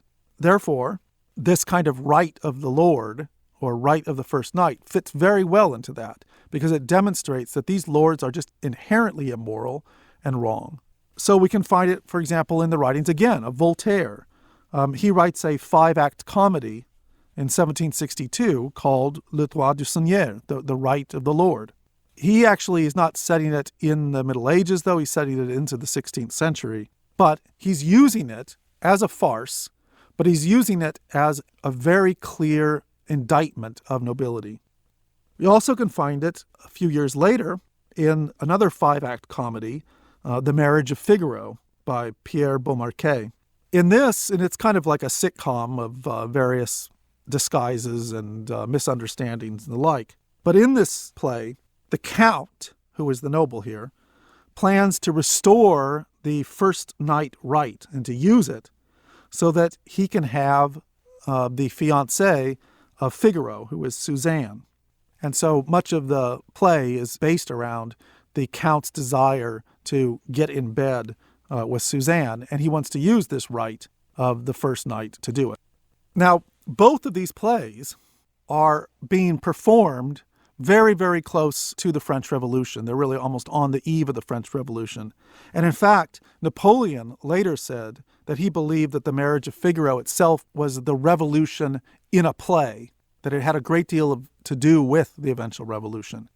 The point of the right of the first night in these plays is to lay out a kind of a justification for what would come afterwards with the French Revolution, of the overthrow of the monarchy and the nobility, for the privileges that they had, and to create a new society based on liberty, equality, and fraternity. Therefore, where the right of the first night really comes from is from not just these Enlightenment thinkers, but from this justification for the French Revolution and the enormous hostility to the nobility that exists after the French Revolution. And in fact, after the revolution was over with, the right of the first night was accepted as a matter of course in France and was widely cited as evidence of the immorality of the nobility. So in neither of these cases, the chastity belt and the right of the first night, do we have accurate legends of the Middle Ages. These are both bizarre manifestations of Enlightenment ideas about what they considered the barbarism of the Middle Ages was. They're projected back onto people that they didn't quite really understand. In our next lecture, we're going to look at something a little more lighthearted, and that is the widely known stories and myths and legends of Robin Hood. This ends Lecture 5. Medieval Mysteries, the history behind the myths of the Middle Ages.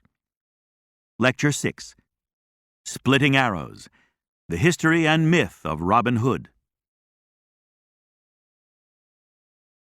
In this lecture, we're going to look at a very well-known myth and legend that comes from the Middle Ages, and that is the story of Robin Hood.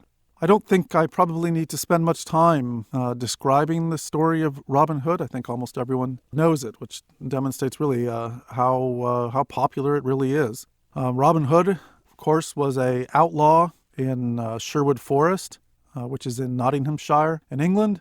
And with his merry men, he robbed from the rich and he gave to the poor. He was constantly showing up and fighting against the evil sheriff of Nottingham. He, of course, fell in love with Maid Marian. He does good deeds. He's a master of the bow and arrow. He's just an all-around good guy who is looking out for the little guy in Sherwood Forest. People will today often refer to someone acting like Robin Hood. In that case, they mean usually taking from the rich and giving to the poor. In fact, it's so well known that many people go to Sherwood and Nottinghamshire today and are surrounded by images there of Robin Hood. There's 1,000 pubs named the Robin Hood Pub or the Robin Hood Hotel or the Robin Hood gas station. It's everywhere. Well, was there a Robin Hood? Let's get that question out of the way right at the beginning. Well, yes and no. There's no doubt that Robin Hood, as we know him, is largely a character of fiction. But he might be based on some person who lived and who did some things that eventually got expanded into a much larger legend. In that respect, Robin Hood is actually rather like someone we've already talked about in the first lecture, King Arthur. He is someone who may have existed. If he did, he was not someone who was anything close to what his legend would be, but that legend would grow and grow and grow. The problem with Robin Hood is that there's no doubt that there were many people around the time when Robin Hood was supposed to be in existence, wherever that was, whether in the 12th century or the 13th century. There were lots of people named Robin Hood. Robin is the diminutive form of the word or the name Robert, and Robert then as now was a pretty common name. Hood, which refers to an article of clothing, was also a fairly common surname. Hood was a fairly common surname at the time. And so you don't need to look very far to find a Robert Hood in any of the court records from the Middle Ages. Just to give one example, in the rolls of the English courts between 1261 and 1300, there are 8 different Robin Hoods in them who were brought up for various charges. So that's not getting us very far, therefore, to find out whether there was, in fact, one Robin Hood. And I'm sorry to say we're not going to get any farther than that. It may be that the Robin Hood stories, as they were told and then eventually written down, were based on one of these bandits in the forest. It may also be that the name was just so common that it was a natural one to grab when someone was talking about someone who lived a life of as Robin Hood did in the forest, trying to stay away from the law and stay away from the authorities. In fact, some people have suggested that it was actually an alias, and it was a name that was so common it was understood to be an alias, much the way we would use the name John Doe today. It is clear, however, that sometime in the 14th century, some kind of song or stories of Robin Hood were being circulated around. They weren't being written down, but they were being sung. They were songs. We know this because in the late 14th century, William Langland wrote his epic poem, The Piers Plowman, and in it, he refers to a bad priest. And this priest confesses, as he puts it, and I'm going to do this in modern English rather than the old English, just to make it easier to understand and hear. He confesses, "I know not perfectly my Pater Noster," which is, he doesn't know perfectly how to say the Our Father. As the priest it singeth, so he doesn't know how to say the Our Father right. "But I know rhymes of Robin Hood and Randolph, Earl of Chester." So the priest in Piers Plowman is making clear that I'm a bad priest because I'm not so good at the Our Father, but I have the rhymes, in other words, the songs of Robin Hood well in my mind. So this is in the late 14th century. It was clearly understood by the early 15th century that Robin Hood was someone who was living in the forest and was with a bunch of men. We know this because in 1439, there was a criminal, Piers Venables, who was described in London in court records there. And it said the following. It describes him this way: "Having no livelihood nor sufficient goods, gathered and assembled unto himself many misdoers, who dressed like him, and in manner of insurrection went into the woods in that country, as if they were Robin Hood and his men." End quote. So it was clearly understood enough in 1439 that someone who was writing this down in official records would know that the reader of this would know what he was talking about when he mentioned Robin Hood. Around 1440, so just about the same time as this person is writing this about Robin Hood, William Bower revised an earlier chronicle, and in it he wrote, "Then," and he puts this around 1266, he wrote, "Then arose the famous murderer Robert Hood, as well as Little John, together with their accomplices from among the disinherited, whom the foolish populace are so inordinately fond of celebrating, both in tragedies and comedies, and about whom they are delighted to hear the jesters and minstrels sing above all other ballads." End quote. So here, Walter Bower is making, again, very clear that by the 15th century, this is very popular stuff. Jesters, singers, when they go from town to town and they sing ballads, Robin Hood ballads are very, very popular. And so everyone knows them. He also even tells a story about Robin. He says he was being pursued by enemies and he was in the forest and they were coming after him, but he was hearing Mass. And he refused to flee until the Mass was over with. And as a result of this, because of his piety, he was rewarded with victory over his enemies. Now, that's the evidence that we have for Robin Hood, that there may have been some guy named Robert Hood who became the basis of this story, but that songs were definitely being sung about him in the 14th century and in the 15th century, and that he became very, very popular in England. This is further manifested by the fact that in England and in France, Robin Hood became connected with May celebrations. There were, in England and France, in May, when the spring was coming, celebrations to celebrate that, the warmth and the growing season, like traditional May Day celebrations. And they included, of course, May poles. Robin Hood seems to have fairly early on been connected with these various celebrations. It's not exactly clear how that happened. The very earliest reference we have to it is in England in 1426, but it appears in those references to be already very, very mature. It's possible that the idea of Robin Hood being play acted in these May celebrations might have come from France. In France, there was a genre of literature called the pastoral, which were generally, they were very popular short songs and plays, which always had to do with shepherds and pastoral scenes and the like. And there was one pastoral play that was written around 1280 that was called The Game of Robin and Marian. And it was a fairly simple story. It was a story of a shepherd girl, Marian, and her lover, Robin. And Robin protects her from the advances of an evil knight. There's not a lot to it, but it was very popular.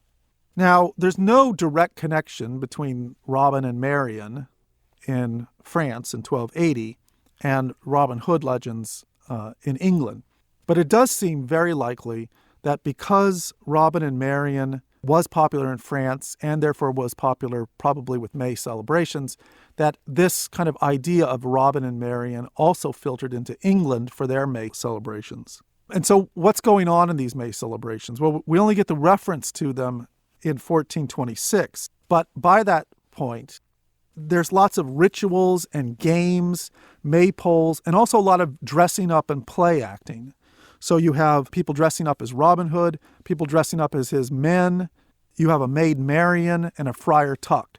In fact, Maid Marian and Friar Tuck, those characters seem to have come directly from these May celebrations. Marian and Tuck are not originally in the early Robin Hood stories, but they come into them later, largely because of these May Day celebrations, because people are dressing up as them, and then they kind of filter in back into the story. This was all revelry. It was a big celebration day. Oftentimes it was part of what were called church ales, which was it was basically a way to raise funds for the local churches. Robin Hood, like Arthur, really has his life in literature. It's really writing and stories that create him. And like Arthur, he changes as time goes on. If you recall, Arthur began as this great warrior and eventually became a kind of a background, fairly ineffectual king.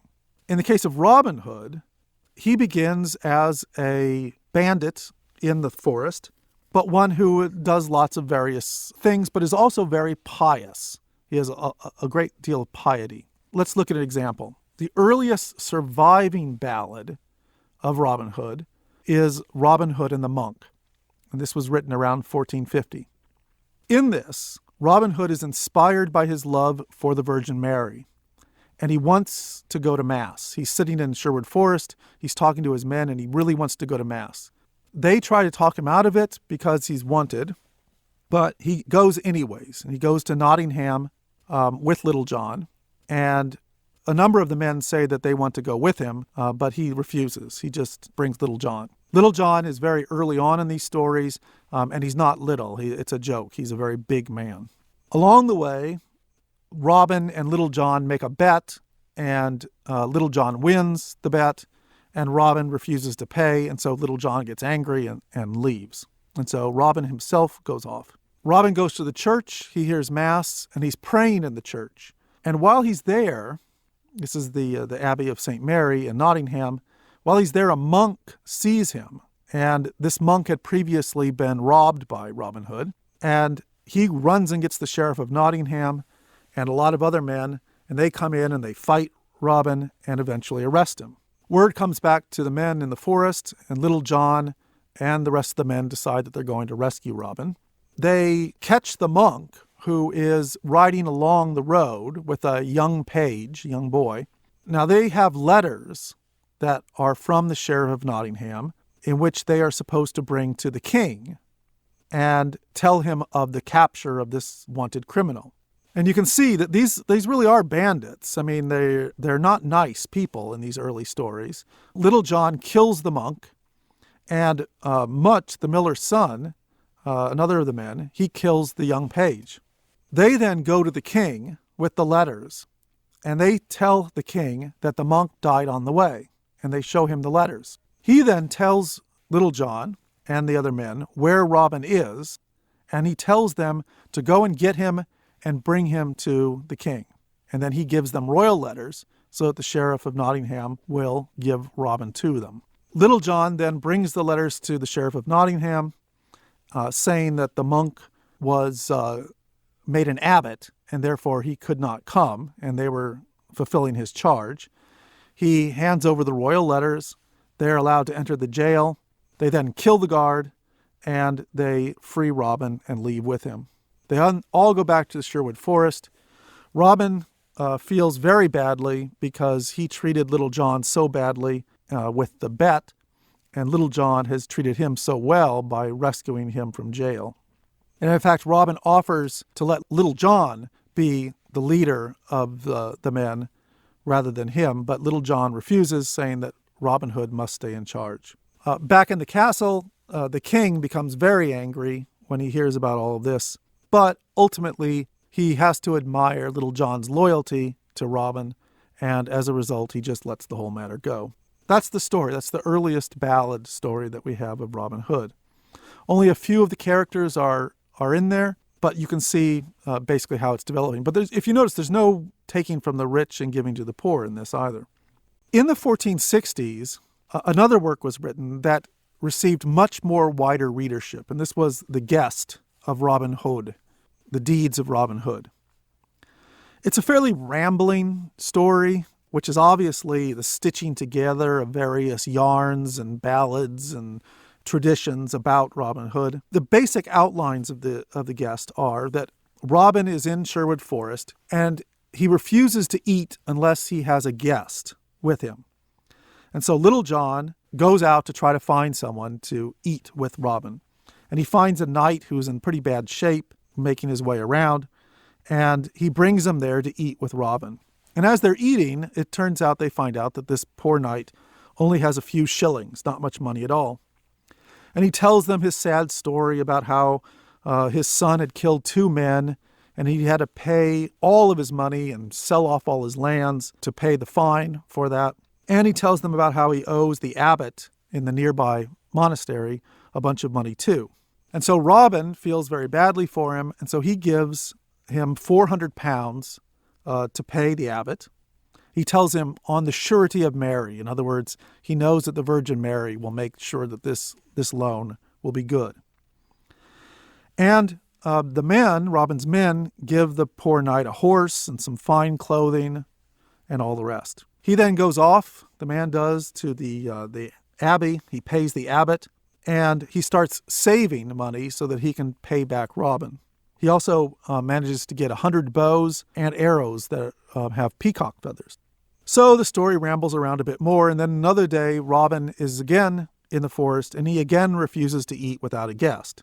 And so in this case, the men go out and they catch a monk, and he's a monk from the local abbey, St. Mary's Abbey. Now, apparently this monk heard about this good deal, that if you eat with Robin Hood and say you have no money, you get money. And so he tells Robin that he doesn't have any money either. He only has a few shillings. He actually, though, has £800 with him.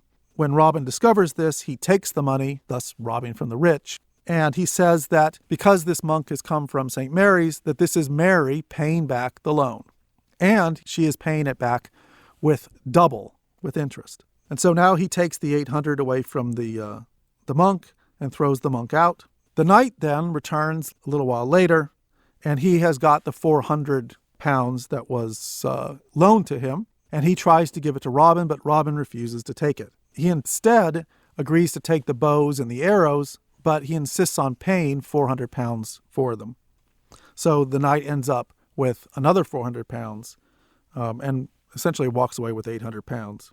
Then the story goes on to the sheriff, who is holding an archery contest, and Robin and all his men go there. They all do well, except Robin wins. The sheriff then tries to seize them, but they flee to the castle of Sir Richard nearby. And then a long portion of the story goes on about the king trying to get into the castle. He finally does so by disguising himself as a monk. We're not told really who the king is, except that his name is Edward, which could be almost anyone. And then he's so impressed by Robin that he gives him a pardon for all his crimes, and he asks Robin to come and live in court with him, which Robin does. But eventually Robin decides that he doesn't like it, and he returns to his forest, where he lives for the next 22 years. Ultimately, he is killed by a woman, a prioress, whose lover puts her up to it. She ends up bleeding him, medicinally bleeding him too much, and he eventually just expires. The Guest was particularly important. That was one of the more important collections of Robin Hood stories. But there are other stories that are being written then in the 16th century as the Robin Hood myth continues to expand. Just to give one, you have Robin Hood and the Potter, which was published in 1503. In this one, Robin meets a potter on the road, and he demands the potter pay a toll. The potter refuses to, and they fight, and the potter wins the fight.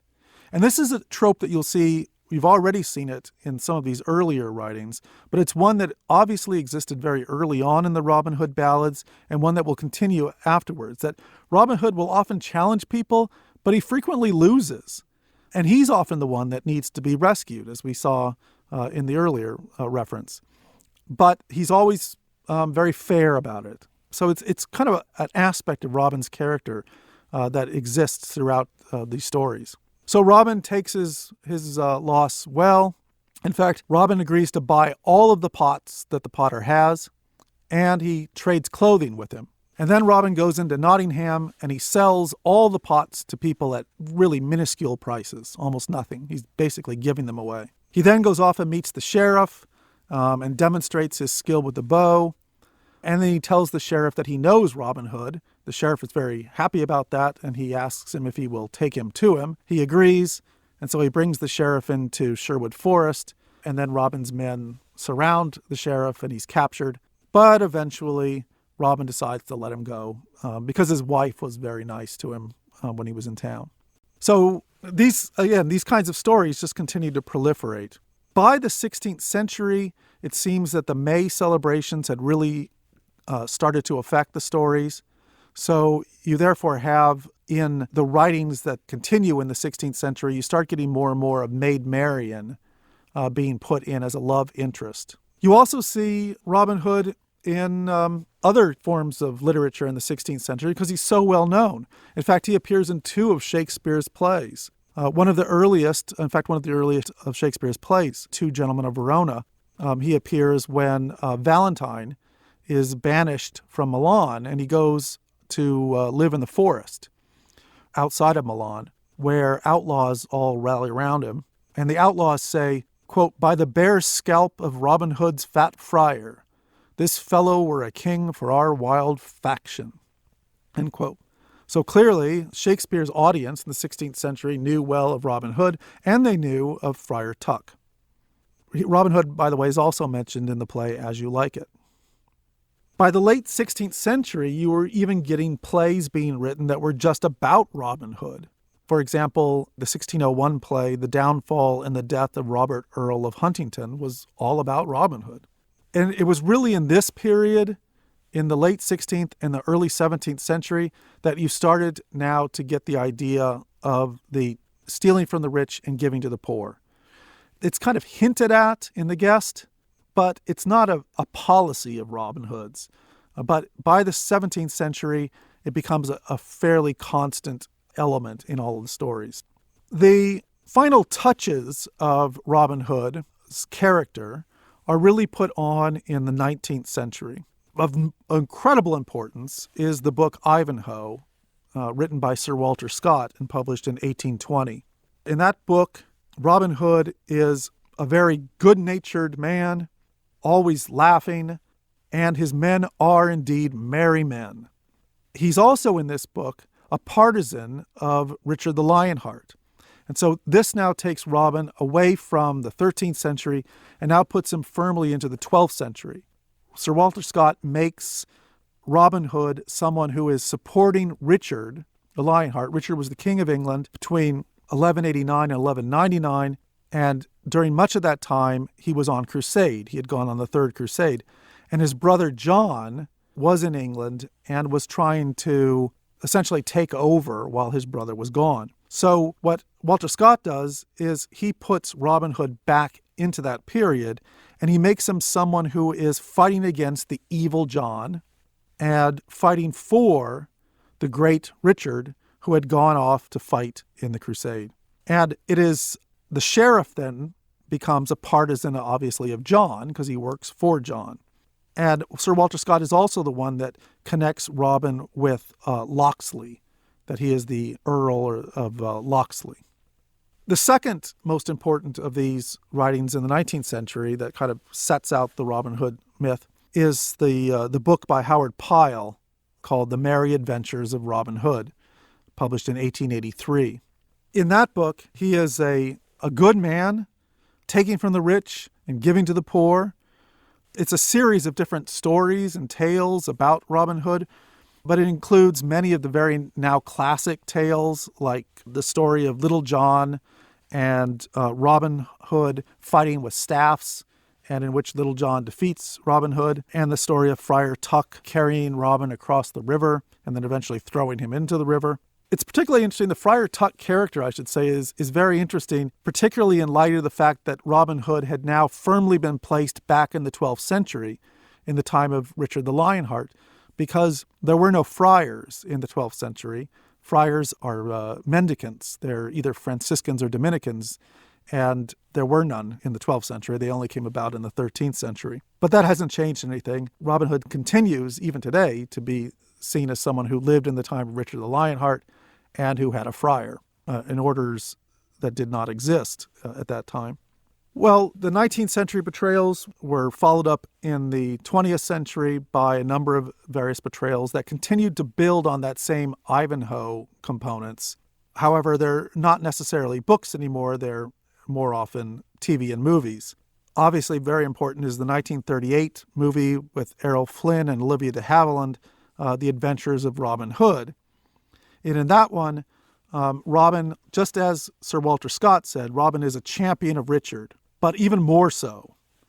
When Richard is captured by Leopold of Austria and kept a prisoner, then Robin begins fighting against John and fighting to defend all the various Saxon commoners. He wins a tournament and he wins the love of Marian, but his merry men rescue him just as he's about to be hanged. Richard, King Richard, then comes back to England in disguise, and he goes straight to Sherwood Forest.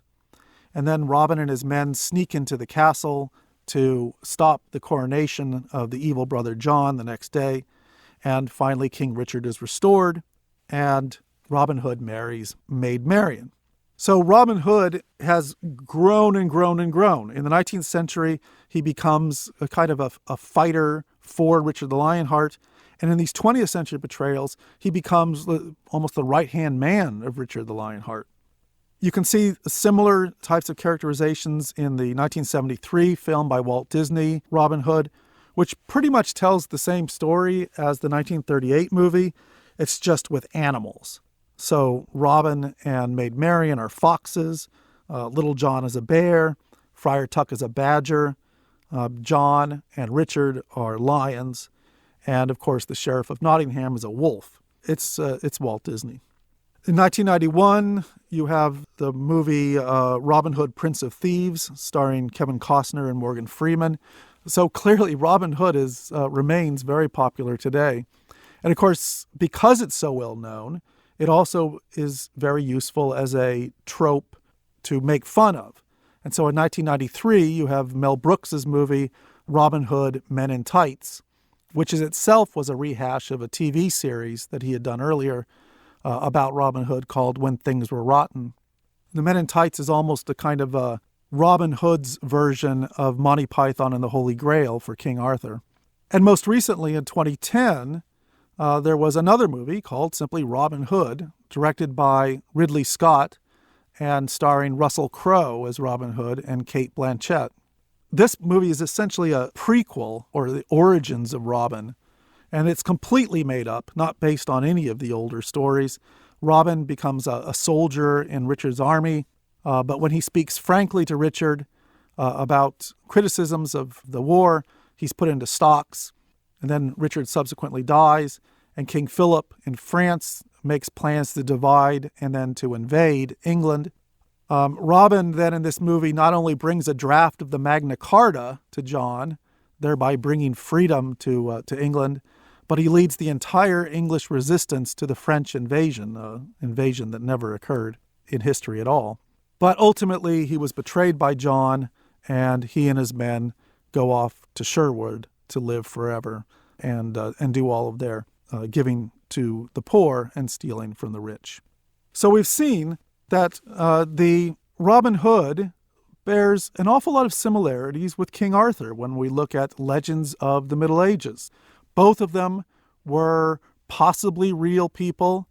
That was a kernel on which an enormous legends were built, in which legends were told, stories were sung, and in which these legends were written and rewritten based on the times in which they were enjoyed.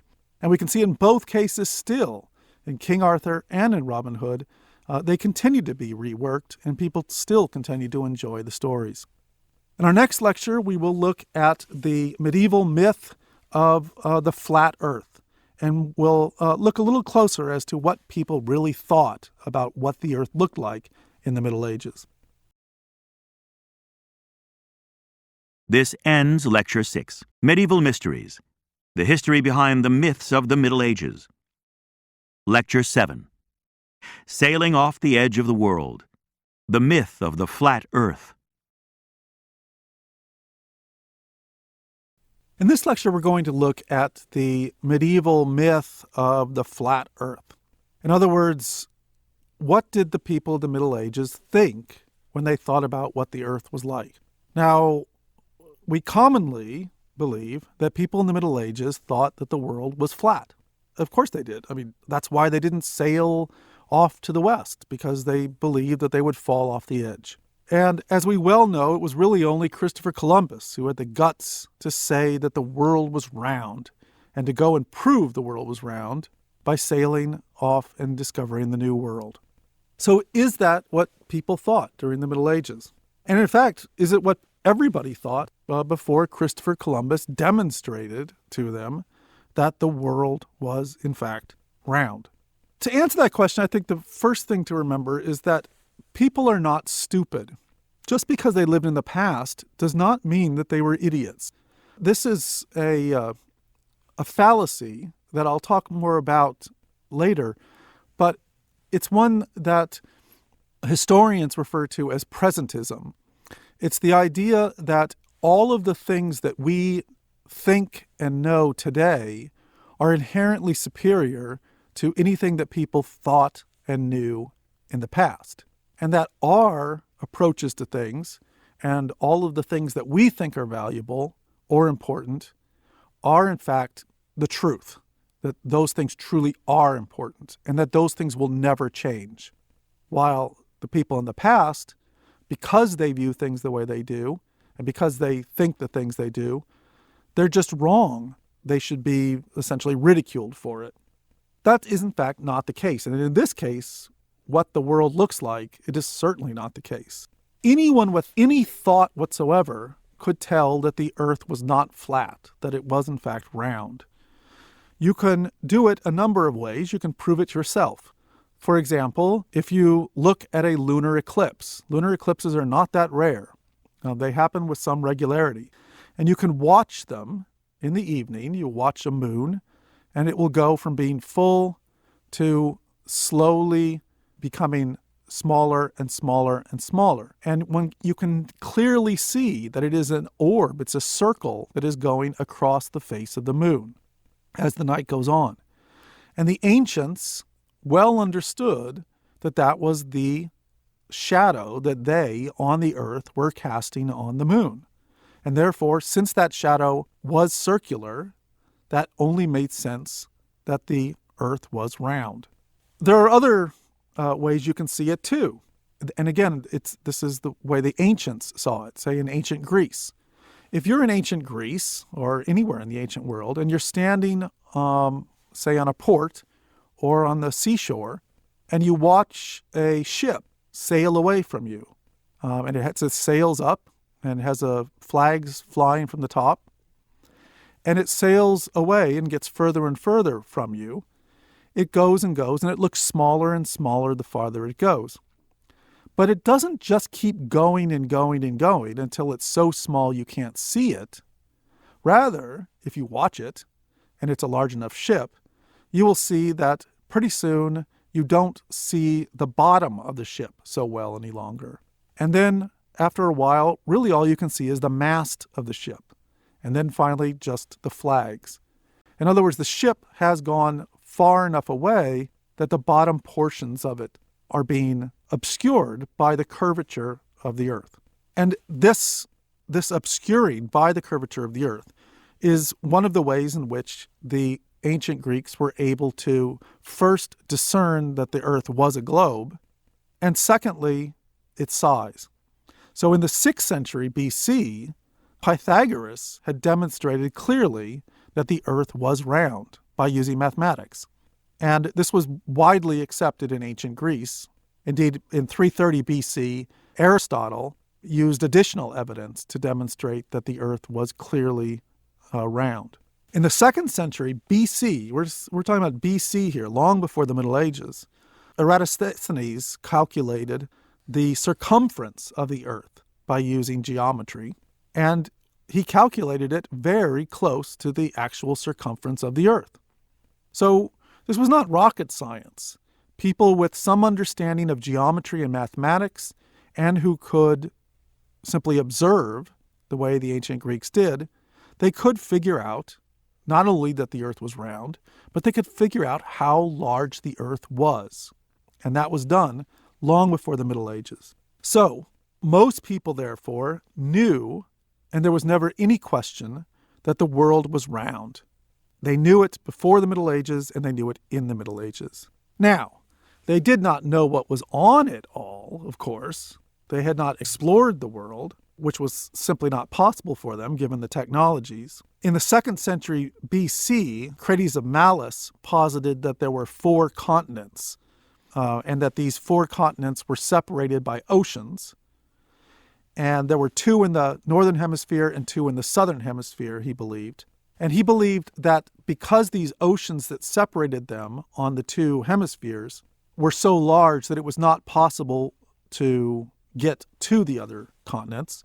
And he also believed that it was not possible for you to go to the continents in the southern hemisphere because he said that there was a hot zone that was essentially the equator, and it was so hot that it was not possible to get through it.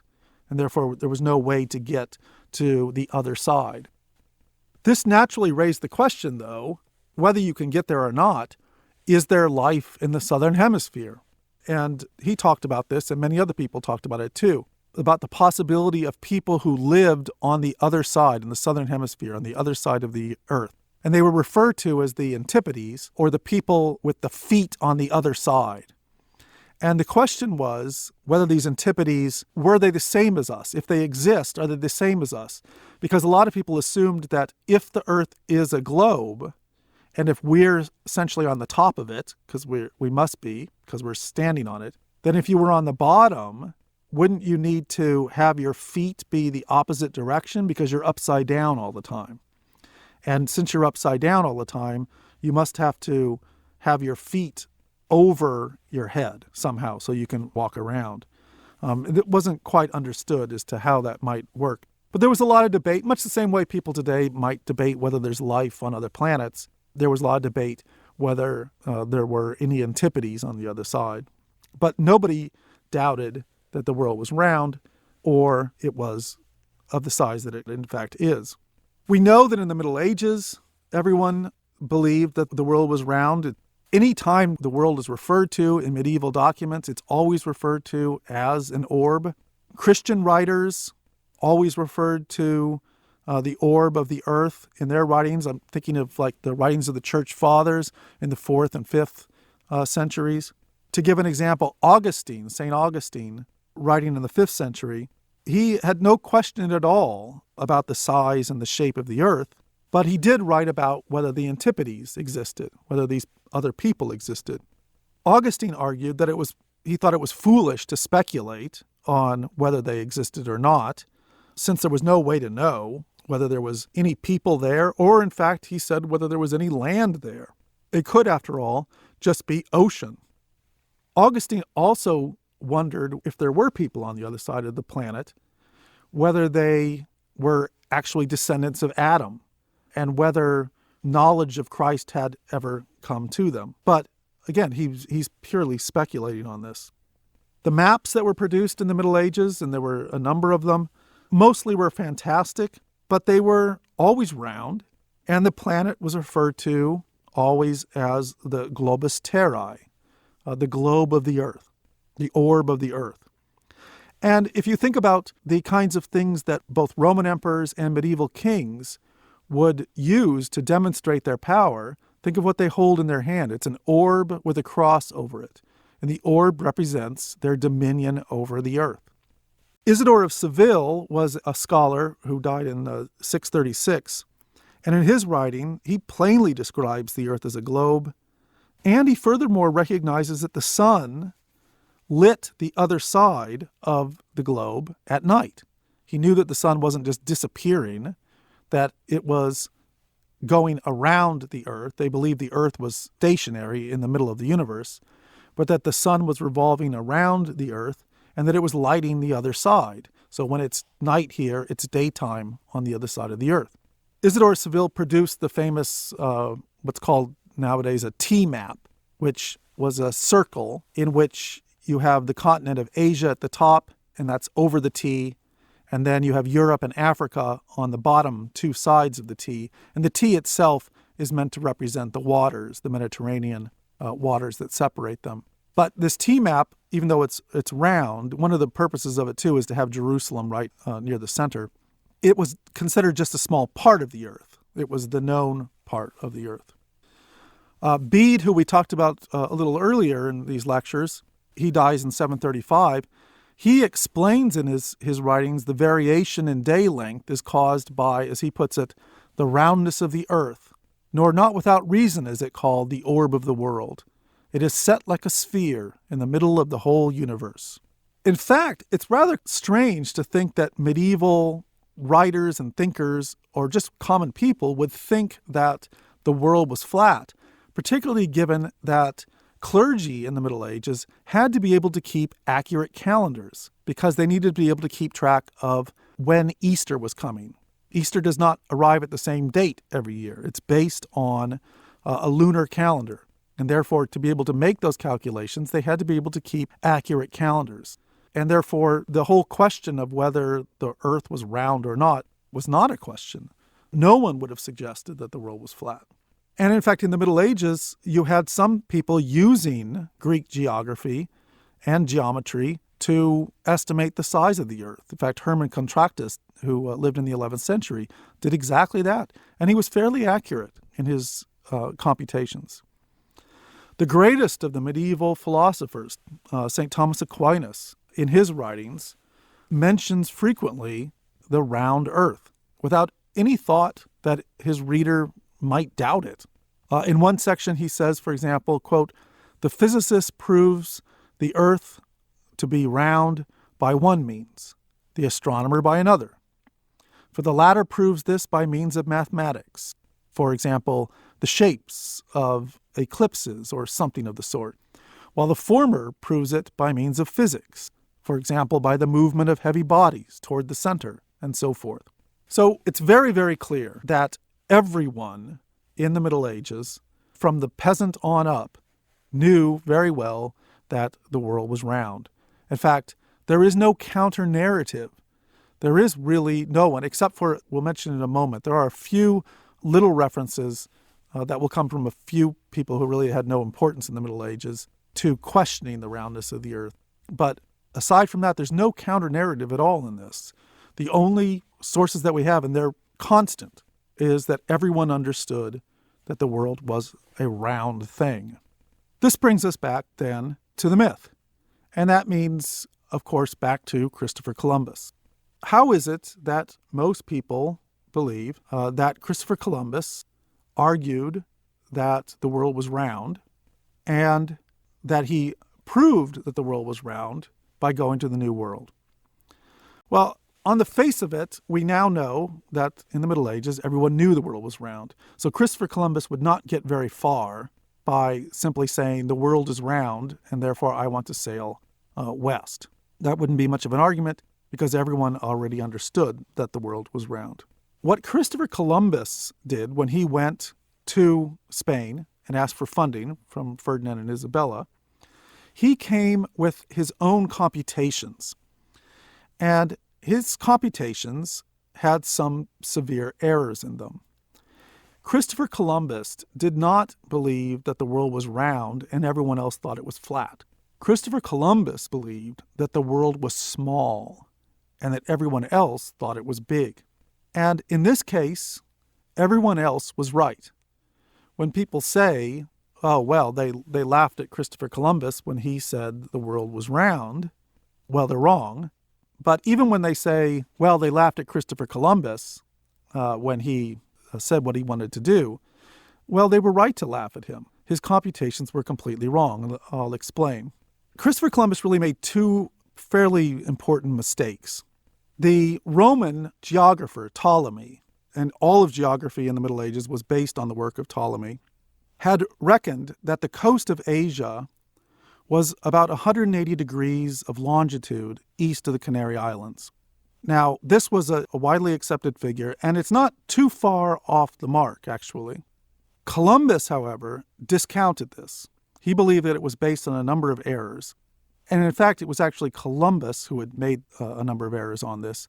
But he also based his kind of reworking of that distance based on reading Marco Polo, who had been to China. And he believed, as a result of that, that Asia and Japan actually were closer to Europe.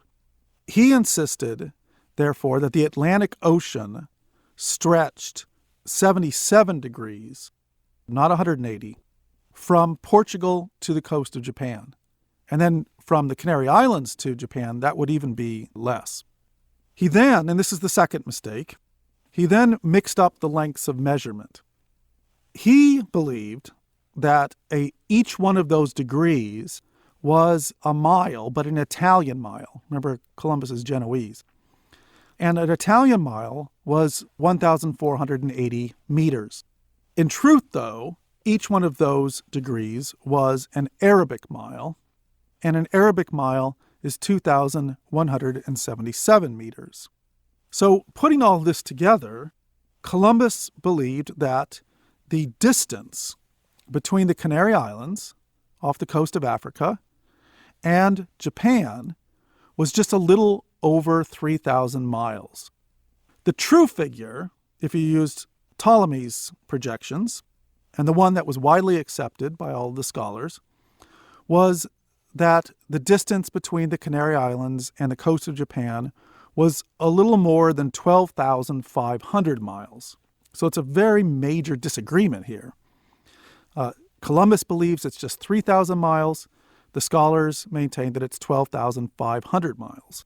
Now, the reason, therefore, that no ships were just simply sent off to the west to sail and to get to Asia was not because people expected that they would fall off the edge. It was because if it's 12,500 miles from the coast of the Canary Islands to Japan, then the ships of that day could not sustain people for that long. They would not have enough food and water to sustain them. If, however, the distance was only 3,000 miles, then it could be done. And so Columbus was arguing that it was only 3,000 miles. And if they would give him the ships and the money that he needed and the men, that he would demonstrate it. So Columbus was not arguing that the world was round. He was arguing that the world was small. And they discounted him because of these errors. And therefore, when people say, well, they laughed at Columbus, the fact is they were right. Their figures were right, and Christopher Columbus's were wrong. It is true that Christopher Columbus was able to go 3,000 miles with his ship. But fortunately for him, that's where he hit the Caribbean, the islands of the Caribbean, which were roughly about 3,000 miles away. Had there been no Caribbean there, then he and his men would have died. They would never have returned. They were only able to return because they landed in the Caribbean and put aboard more supplies for the return journey. And in fact, as it's widely known, Columbus believed that he had come off the coast of Asia, and in fact, he believed it the rest of his life. If the dispute here, therefore, was not about the flat earth, where did that myth come from? Why is it that we all think that people in the Middle Ages saw the earth as flat? Well, as we saw in these previous lectures, many of the myths of the Middle Ages are actually the product of the Enlightenment. They are developed out of a kind of a prejudice during the Enlightenment, a belief by Enlightenment writers in the 18th century particularly, that ages that came before them were dark ages, and that the people were filled with ignorance and superstition. The earliest reference to a kind of a flat earth that can be found is actually in the 17th century, and this is from Cyrano de Bergerac. This is not the play, it's the real Cyrano de Bergerac. He actually wrote in 1650 probably what may be one of the first science fiction stories ever about the moon and the people on the moon.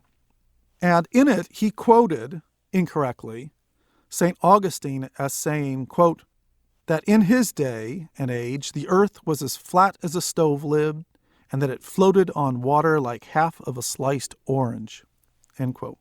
Now, this was probably a joke, but nonetheless, these type of jokes, as we've seen in these lectures, tend to be taken up by other people.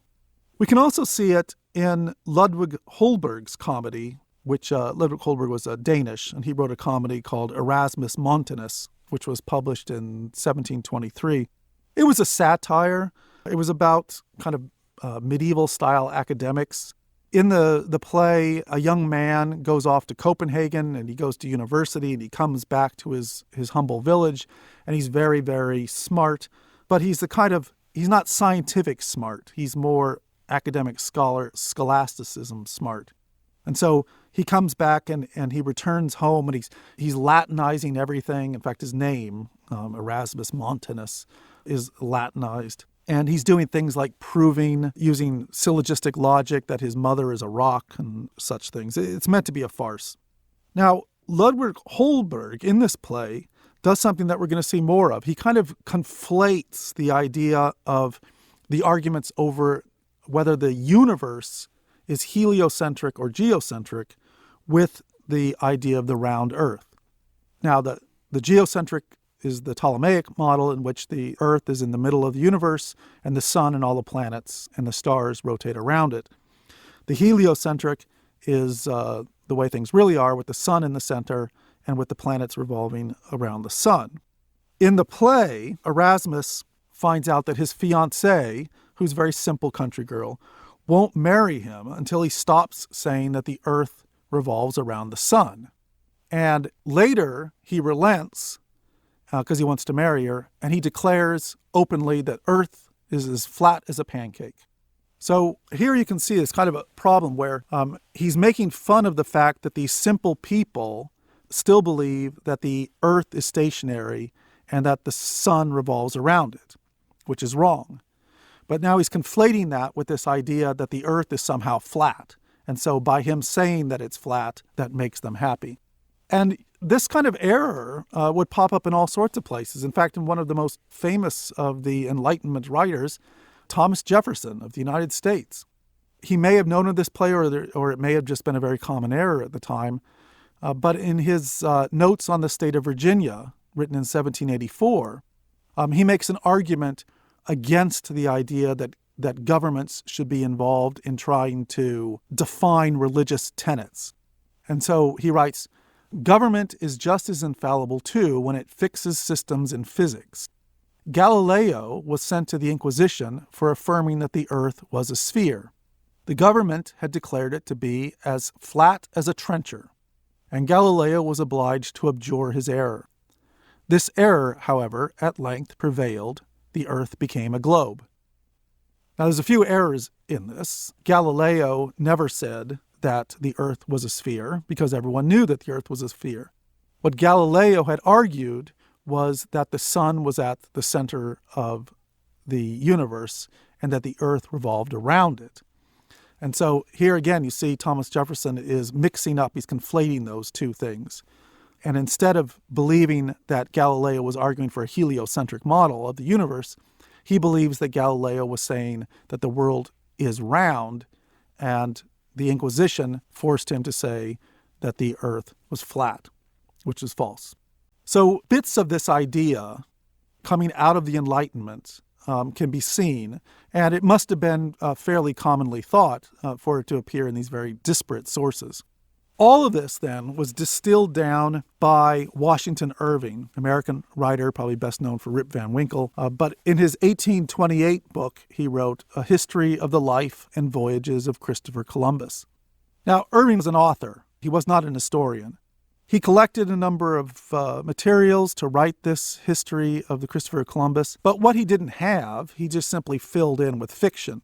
The book, however, became very popular, and it was commonly taken afterwards as being fact because it filled in so much of the story. At the meeting with scholars at Salamanca, Washington Irving describes this with lots of detail. He has Columbus enduring from these scholars, after he gives his pitch, an inquisition of sorts. Just to read a short bit of this, Irving writes, "Such were the unlooked-for prejudices which Columbus had to encounter at the very outset of his conference, and which certainly relish more of the convent than the university. To his simplest proposition, the spherical form of the earth, were opposed figurative texts of Scripture. They observed that in the Psalms, the heavens are said to be extended like a hide, that is, according to commentators, the curtain or the covering of a tent, which among the ancient pastoral nations was formed of the hides of animals, and that St. Paul, in his epistle to the Hebrews, compares the heavens to a tabernacle or tent, extended over the earth, which they thence inferred must be flat.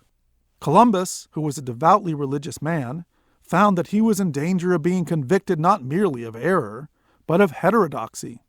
Such are the specimens of the errors and prejudices, the mingled ignorance and erudition, and the pedantic bigotry with which Columbus had to contend throughout the examination of his theory." End quote.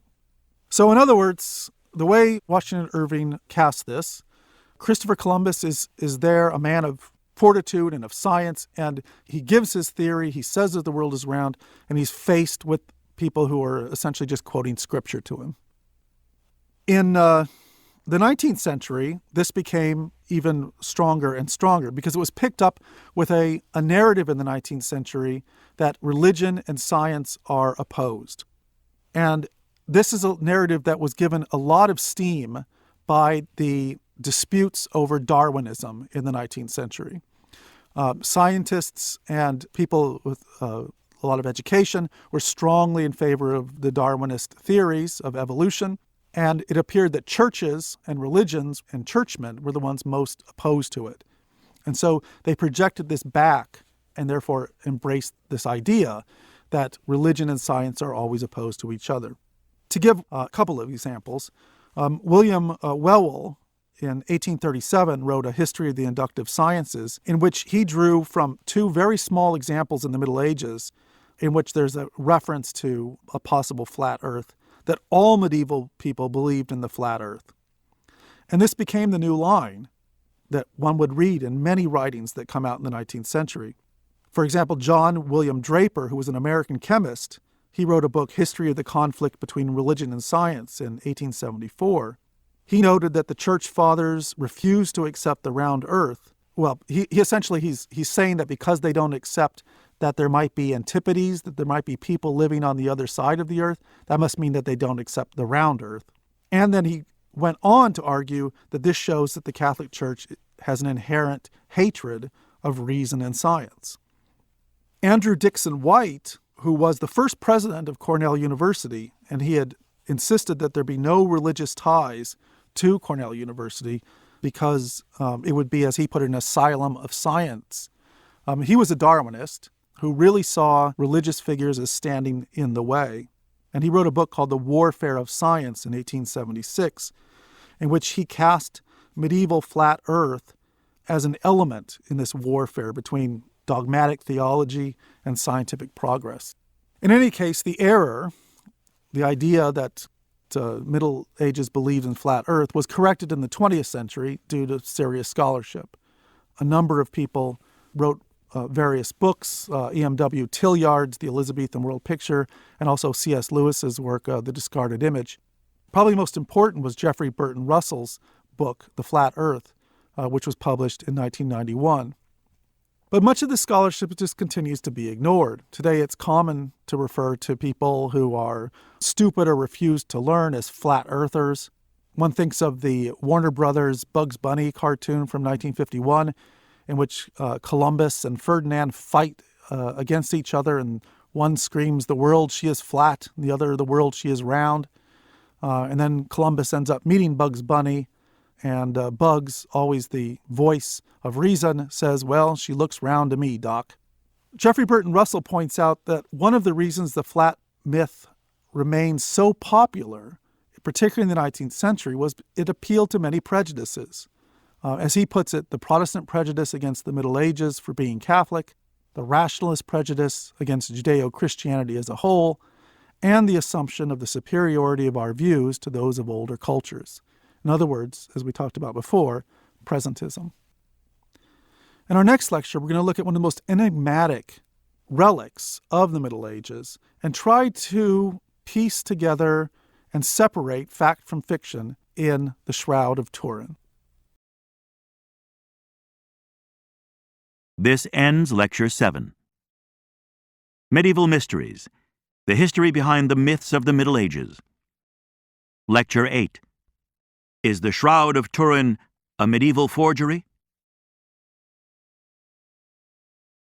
In this lecture, we're going to look at really the most fascinating relic of the Middle Ages, I believe, the Shroud of Turin. Now, in our previous lectures, we've been debunking a lot of mythology and legends and misunderstandings about the Middle Ages. In the case of the Shroud of Turin, we're dealing with a relic that was venerated during the Middle Ages and which may be a medieval invention. We're also dealing with something that may also be much more ancient than the Middle Ages. Relics in the Middle Ages were ubiquitous. They were very important to medieval Christianity.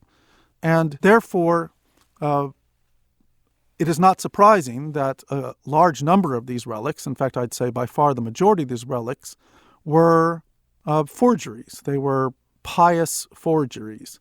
They were things that were created or perhaps believed to be something that they were not, particularly those relics that have to do with the life of Christ, those that go back to the very earliest time of the church. So the Shroud of Turin is, in fact, one of those relics. It's one that claims to be the burial cloth of Christ. It is a long sheet that has an image of a crucified man, back and front, on it. It was folded over so that it was on the back and the front of the crucified man. The relic itself has been examined a few times in the modern era, and I'll mention that in a moment. But this is not going to be a lecture in which I can really debunk anything. Instead, what I would like to do is look at the evidence for the Middle Ages in the case of the Shroud of Turin and see if we can say anything at all about whether it came from the Middle Ages or whether it can be connected to older relics of the Shroud.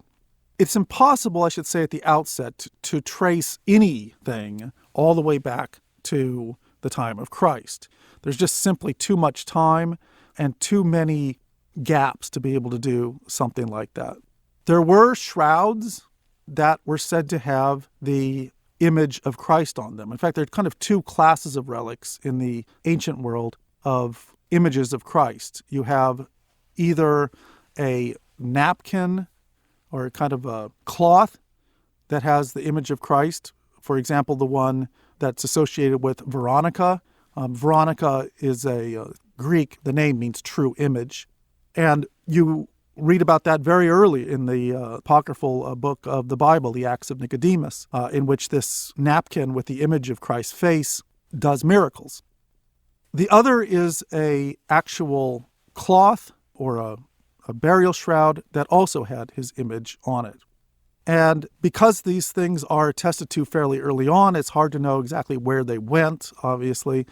There is very early on a reference to a image of Christ, of his face, which is held in Edessa, and it's called usually the image of Edessa. And it's described in a number of sources, most notably by Eusebius in the 4th century. Ian Wilson, who has looked at the Shroud of Turin and other subjects of this sort, he has argued, and I think it's a reasonable argument, that the thing that was called the image of Edessa may well have been the Shroud of Turin back in the 4th century, although the references to it are always about the face of Christ. That image is on this cloth. He points out that it's very likely that the entire cloth was folded up. And if you look at a picture of the Shroud of Turin, it's very clear that this thing has spent most of its life being folded up. And if it was folded up in that way, it was probably folded in a way that only the face would be visible. The image of Edessa disappears, but eventually it's replaced by a shroud which came to Constantinople in 944 to much fanfare. And it was believed, at least by the people in Constantinople, that this was the same image, that this was the image of Edessa, except they unwrapped it and it was a shroud. Again, as an historian, we don't have any records of these things. All we can say is what the people at the time believed. And it is true, there's no overlap. There's not an image of Edessa and a shroud in Constantinople at the same time. So it would at least be consistent with what little evidence we have that it was sent to Constantinople. This is a time in which Edessa is a very dangerous place because the Muslims had long since taken over the region, and so a lot of relics have been coming for some time to Constantinople, the largest Christian city in the world, where they're being preserved. The question then is not whether the shroud that came to Constantinople is the same as the shroud that was at Edessa and was the same as the napkin of the image of Veronica that's talked about in the Acts of Nicodemus. This is not what we're going to discuss because there's not much more we can say about that. What we're going to talk about, though, is the current Shroud of Turin. Can it be connected to the shroud that was in Constantinople? In other words, the Shroud of Turin, as it exists right now, it can be dated securely, as we'll see, back to the 14th century. But was it the same shroud that was in Constantinople as of 944? And did it make its way from Constantinople to Western Europe? The means by which it might have done so would have been the Fourth Crusade. In 1204, the Fourth Crusade came to Constantinople, and because of a series of events, which is much too complicated to deal with here, the Crusaders attacked the city of Constantinople and successfully conquered the city. And when the Crusaders took the city of Constantinople after they had sacked it, they took a large number of the relics that were in Constantinople and brought them to the West. In fact, many of the most famous relics that came to the West were taken from Constantinople. So if the Shroud of Turin was the same shroud that was in Constantinople, it would not be unusual because a great many relics that came to Europe came from Constantinople because of the sack of 1204. So can those be connected? Well, let's look at the evidence. References to the shroud, there are a couple having to do with the sack of Constantinople in 1204. There was a French knight who was on the crusade. He was a low-level knight. His name was Robert of Cléry, and he took part in the conquest of Constantinople. And he described some of the marvels of the city, and he also described the events in the city after the conquest. He referred to marvels. He referred to another of the churches, which they called My Lady St. Mary of Blacarne, in which was kept the cédouane, and cédouane means a shroud or a napkin, in which our Lord had been wrapped, which stood up straight every Friday, so that the features of our Lord could be plainly seen there. And no one, either Greek or French, ever knew what became of this shroud after the city was taken. So in other words, the shroud was there, it was displayed so everyone could see it on Fridays, and it disappeared, and no one knew what happened to it. About 185 years later, Bishop of Troyes in France, Peter Darcy, he described a relic that was on display in his diocese at a small collegiate church at Lyrae. And he referred to it as the shroud in which our Savior, Jesus Christ, was enfolded in the tomb, and upon which the whole likeness of the Savior had remained thus impressed, together with the wounds which he bore. Now, there's no doubt that what Bishop Peter is referring to here in 1355 is the Shroud of Turin. There is a clear record going back to this period. What is less known is, can the shroud that appears in Lyrae be the shroud that appeared in Constantinople and was lost in Constantinople? So the first place, of course, to look is with Robert of Clery. His reference is part of a much larger discussion of Constantinople. It's a city which really amazed Robert and his colleagues. Now, he did not see everything he described, but he saw a lot, and his descriptions are generally accurate. He was, however, willing to believe almost anything that anyone told him. That should be said. In the case of the shroud, it's very unlikely that Robert actually saw what he described. Rather, the fact that he references that no one knew what happened to the relic suggests that this seems to be based on hearsay. It's unlikely that a low-level knight like Robert of Clery would have had access to the palace. He refers to the Blacarni Palace. This was a palace that was in the northern portion of the city of Constantinople, and therefore he would not likely have been invited into this palace. We also can hear that there was a shroud of this sort from a contemporary Greek writer, Nicholas Meserides. He was the overseer of the treasuries of the Pharos Chapel, which was in the Great Palace in downtown Constantinople. And he later listed some of the relics that were there before the sack. And among them, he lists the burial shroud of Christ that are of linen. They are of cheap and easy-to-find material and defying destruction, since they wrapped the uncontainable, fragrant with myrrh, naked body after the Passion. Now, Robert's shroud, he says, is in Blacarni Palace, and Nicholas Meserides says his was in the main palace downtown. It's possible there were two shrouds, of course. I think it's more likely, though, that Robert has simply mixed up the palaces here. He was not very good on keeping them straight. And that, in fact, this shroud was kept in the main palace downtown, or it's also possible that it was moved to Blacarni. But in any case, there was a shroud there, and it went missing. Now, there's no clear record of where it might have gone after 1204. However, in 1983, a letter was published from Theodore Angelos. Now, Theodore Angelos was the brother of Michael, the despot of Epirus, and he had written to Pope Innocent III in August 1205.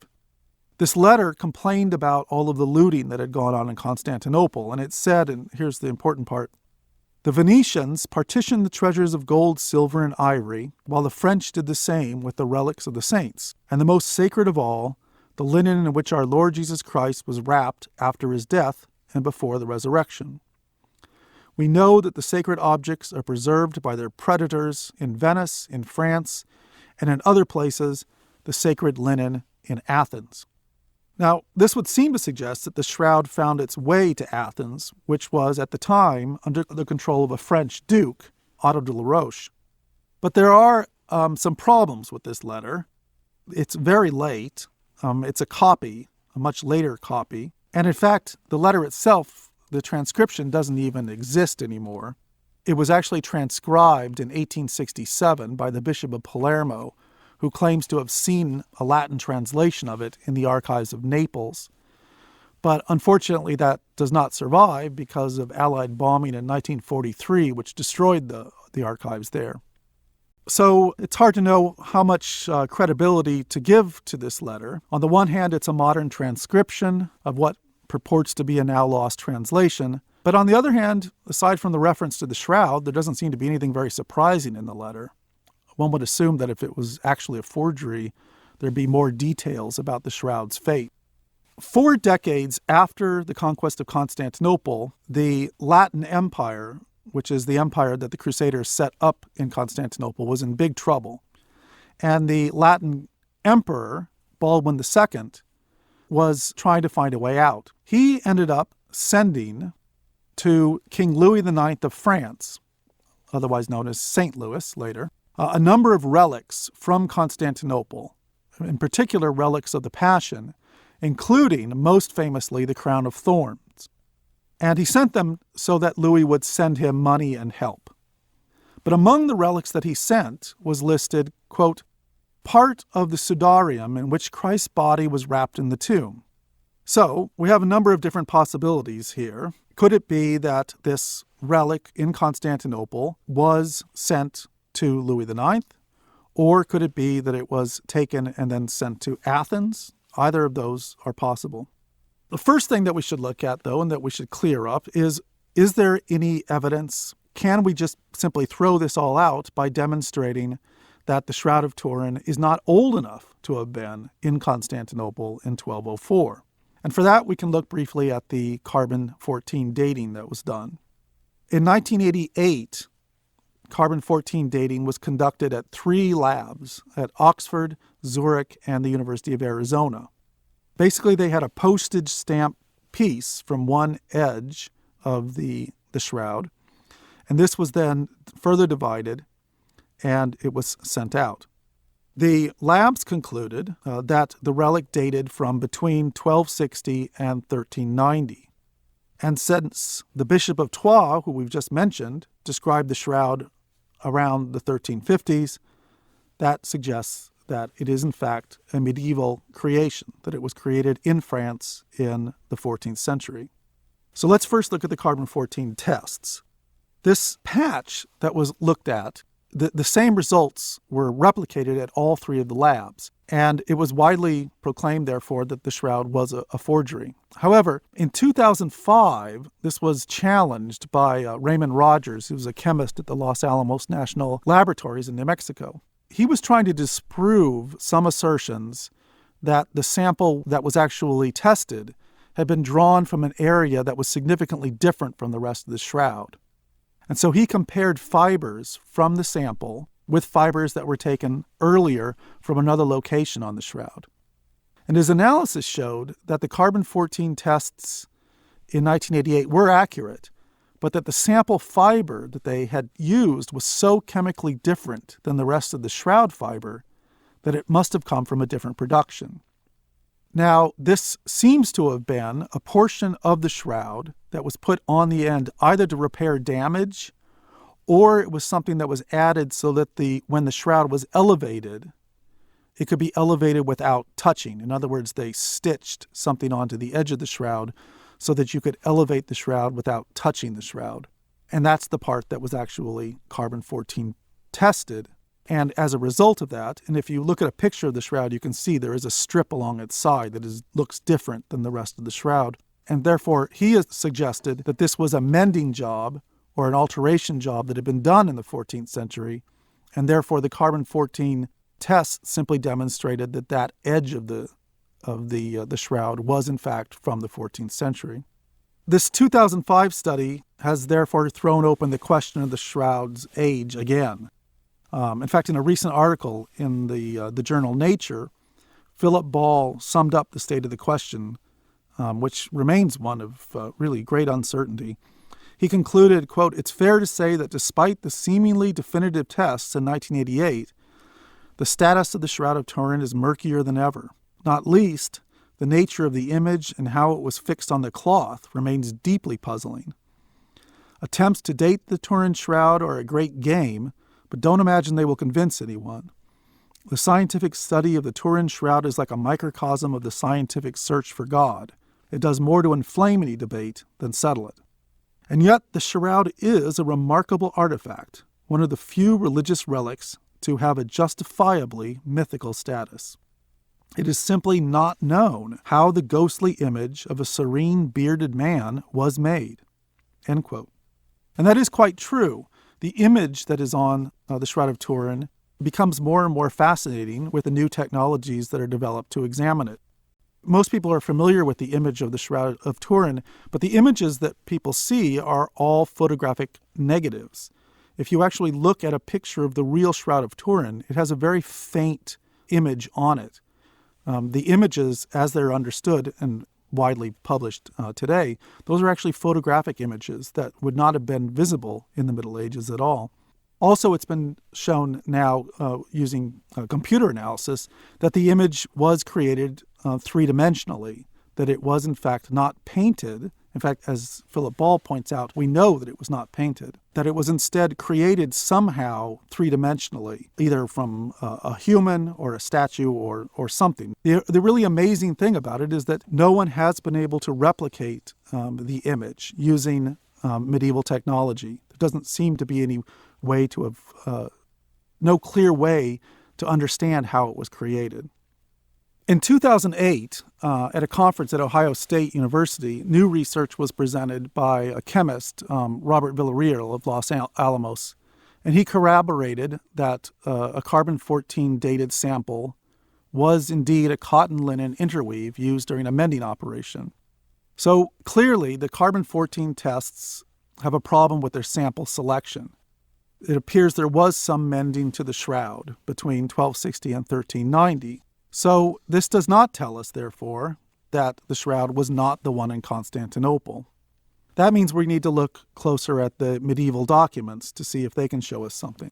The second big piece of evidence that the shroud was manufactured in the 14th century is the letter of Bishop Peter d'Arcy of Troyes to the Pope. He's writing to the anti-Pope, Clement VII, who was the Pope in Avignon. This was a period in which there was a Pope in Rome and a Pope in Avignon. The letter probably dates to 1389. It only survives in a draft form, but there's no doubt that it was sent in this form because we have Clement's response.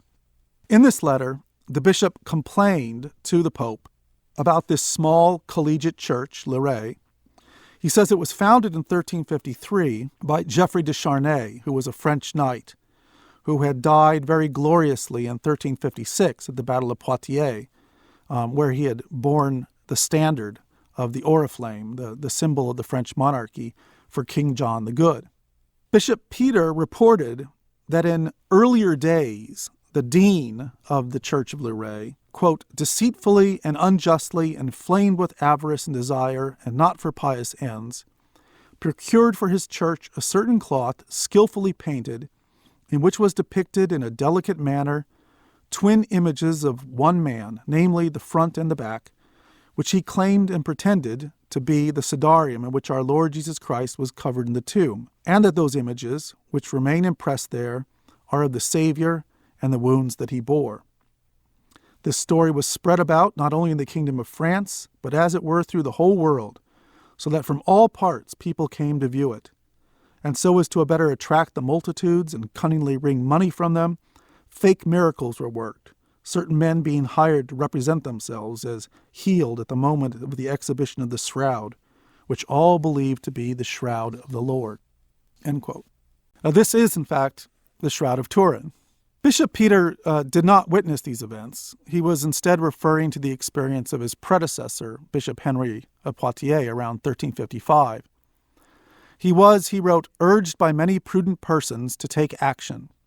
And so, Peter writes that Bishop Henry carefully investigated the matter by consulting, quote, many theologians and other prudent men, and they declared the shroud to be a fraud for two reasons. One, the Gospels mention no such object with the image of Christ. And two, even if it had existed, it could not have remained hidden all these centuries. And so he continues, quote, and at last, having proceeded cleverly and diligently on the basis of the information that he gathered about this matter, Henry finally discovered the fraud and determined precisely how the cloth had been produced. And it was attested by the artist who had painted it that the thing was done by human means and not miraculously made or given. End quote. The old Bishop Henry had tried to confiscate the shroud, but the dean of Lirey and others hid it, and they kept it out of sight for decades until 1389, when they began showing it again, and that's why Peter is writing to the Pope. Peter goes on to report in his letter that the new Lord, Geoffrey de Charnay, who's the son of the hero of Poitiers, had petitioned the Pope's nuncio for permission to exhibit the shroud as a devotional object and nothing more. And this permission was granted. And so in this letter, Bishop Peter is asking the Pope to revoke this permission. He claims that the shroud was being displayed at Lirey with reverence that exceeded even that of the Eucharist.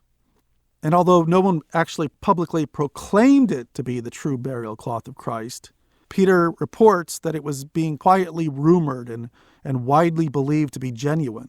And he also complained that the people at Lourdes were spreading rumors that he, the bishop, was simply jealous of the fact that they had the shroud, such an important relic, and that he actually was making trouble because he hoped to take it for himself, just, he says, as they said about my predecessor. Well, in the end, the Bishop of Troyes was unsuccessful. A few months later, the Pope, Clement VII, responded to Peter, and he affirmed that the clergy at Lourdes must clearly and openly say that the shroud was not genuine, but he forbade Peter to interfere with the exhibition. And that was the end of the matter. However, within 20 years, the idea that the shroud was a copy had completely disappeared, and even at the Pope at Avignon accepted it as the real thing. So does this letter mean that therefore this is clear evidence that it was in fact a forgery, that it was produced in the 14th century, and therefore that fits very well with the carbon-14 dating? Well, it does tell us that in 1389 the Bishop of Troyes was upset that a small church was, with papal permission, exhibiting a high-profile relic which he knew to be a fake. And it's also clear that Peter's information about the shroud is secondhand and incomplete. Indeed, he seems to be relying solely on memory. He vaguely describes the official investigation of the shroud, yet he is unable to give a date for it. He just simply says that it occurred around 34 years earlier. He references many prudent men and theologians, but he has no names for any of them. Nevertheless, it is certain that the shroud was recognized, even at Lourdes, to be a copy or a devotional image and not the real shroud.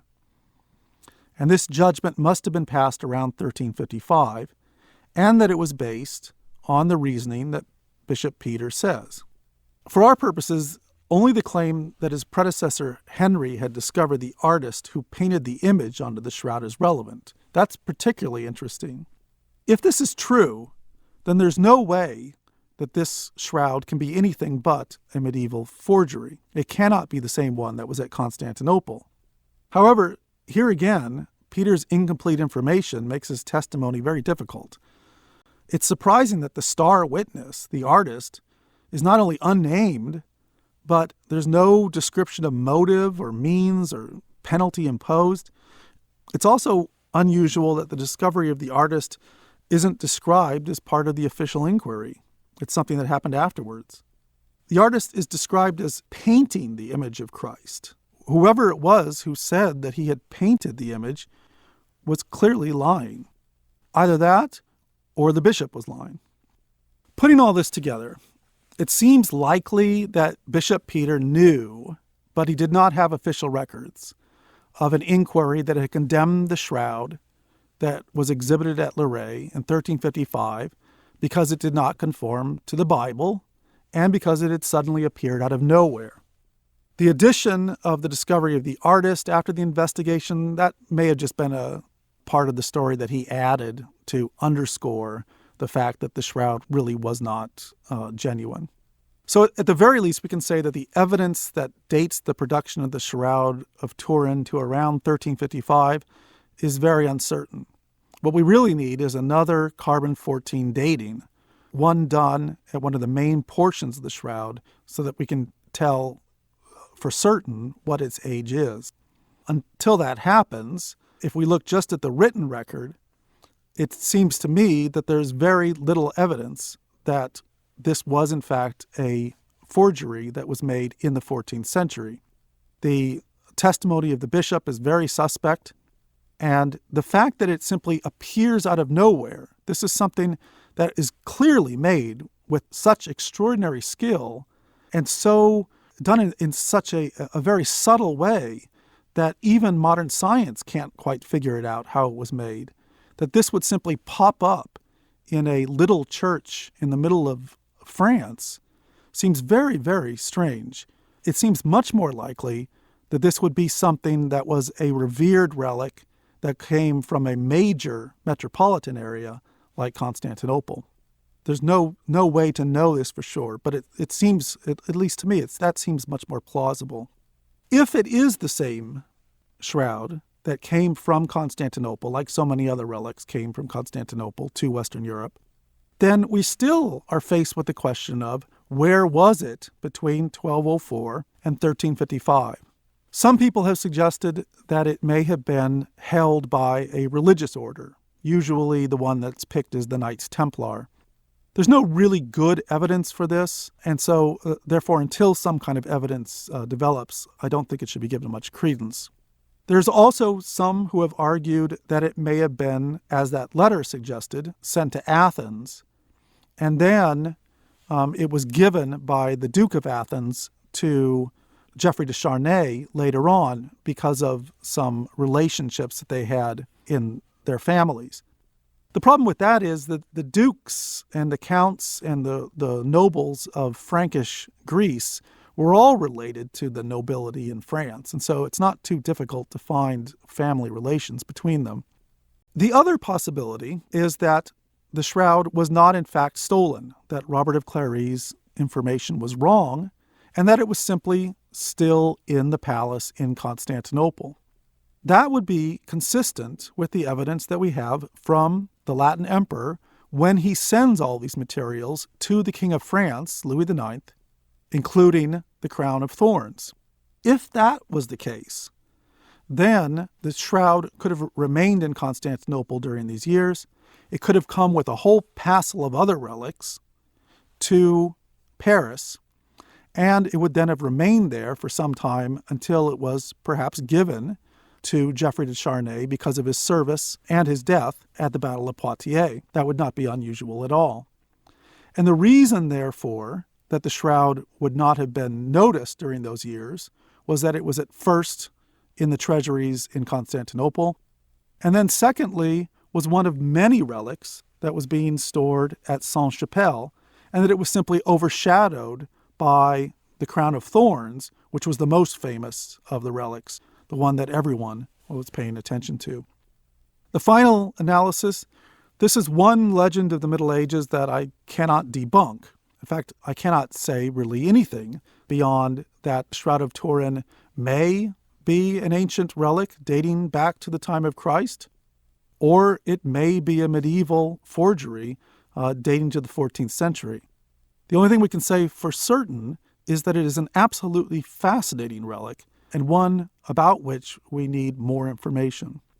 And so this brings us to the end of the course. And in this course, we've seen that the Middle Ages, it was 1,000 years, had a number of very, very interesting elements to it, many of which were then developed into stories that grew in the telling, and that all of those stories continue to affect us in ways that we might not have thought about when we began. The Middle Ages, therefore, remains something alive, still alive for all of us, whether it is in legend or in fact. This ends Lecture 8. If you've enjoyed this program, the Modern Scholar series from Recorded Books offers courses in a variety of subject areas taught by some of the world's greatest professors. Visit www.recordedbooks.com for a complete listing of available courses. This course is copyrighted 2014 by Recorded Books, Inc. The lecture text is copyrighted 2014 by Thomas F. Madden.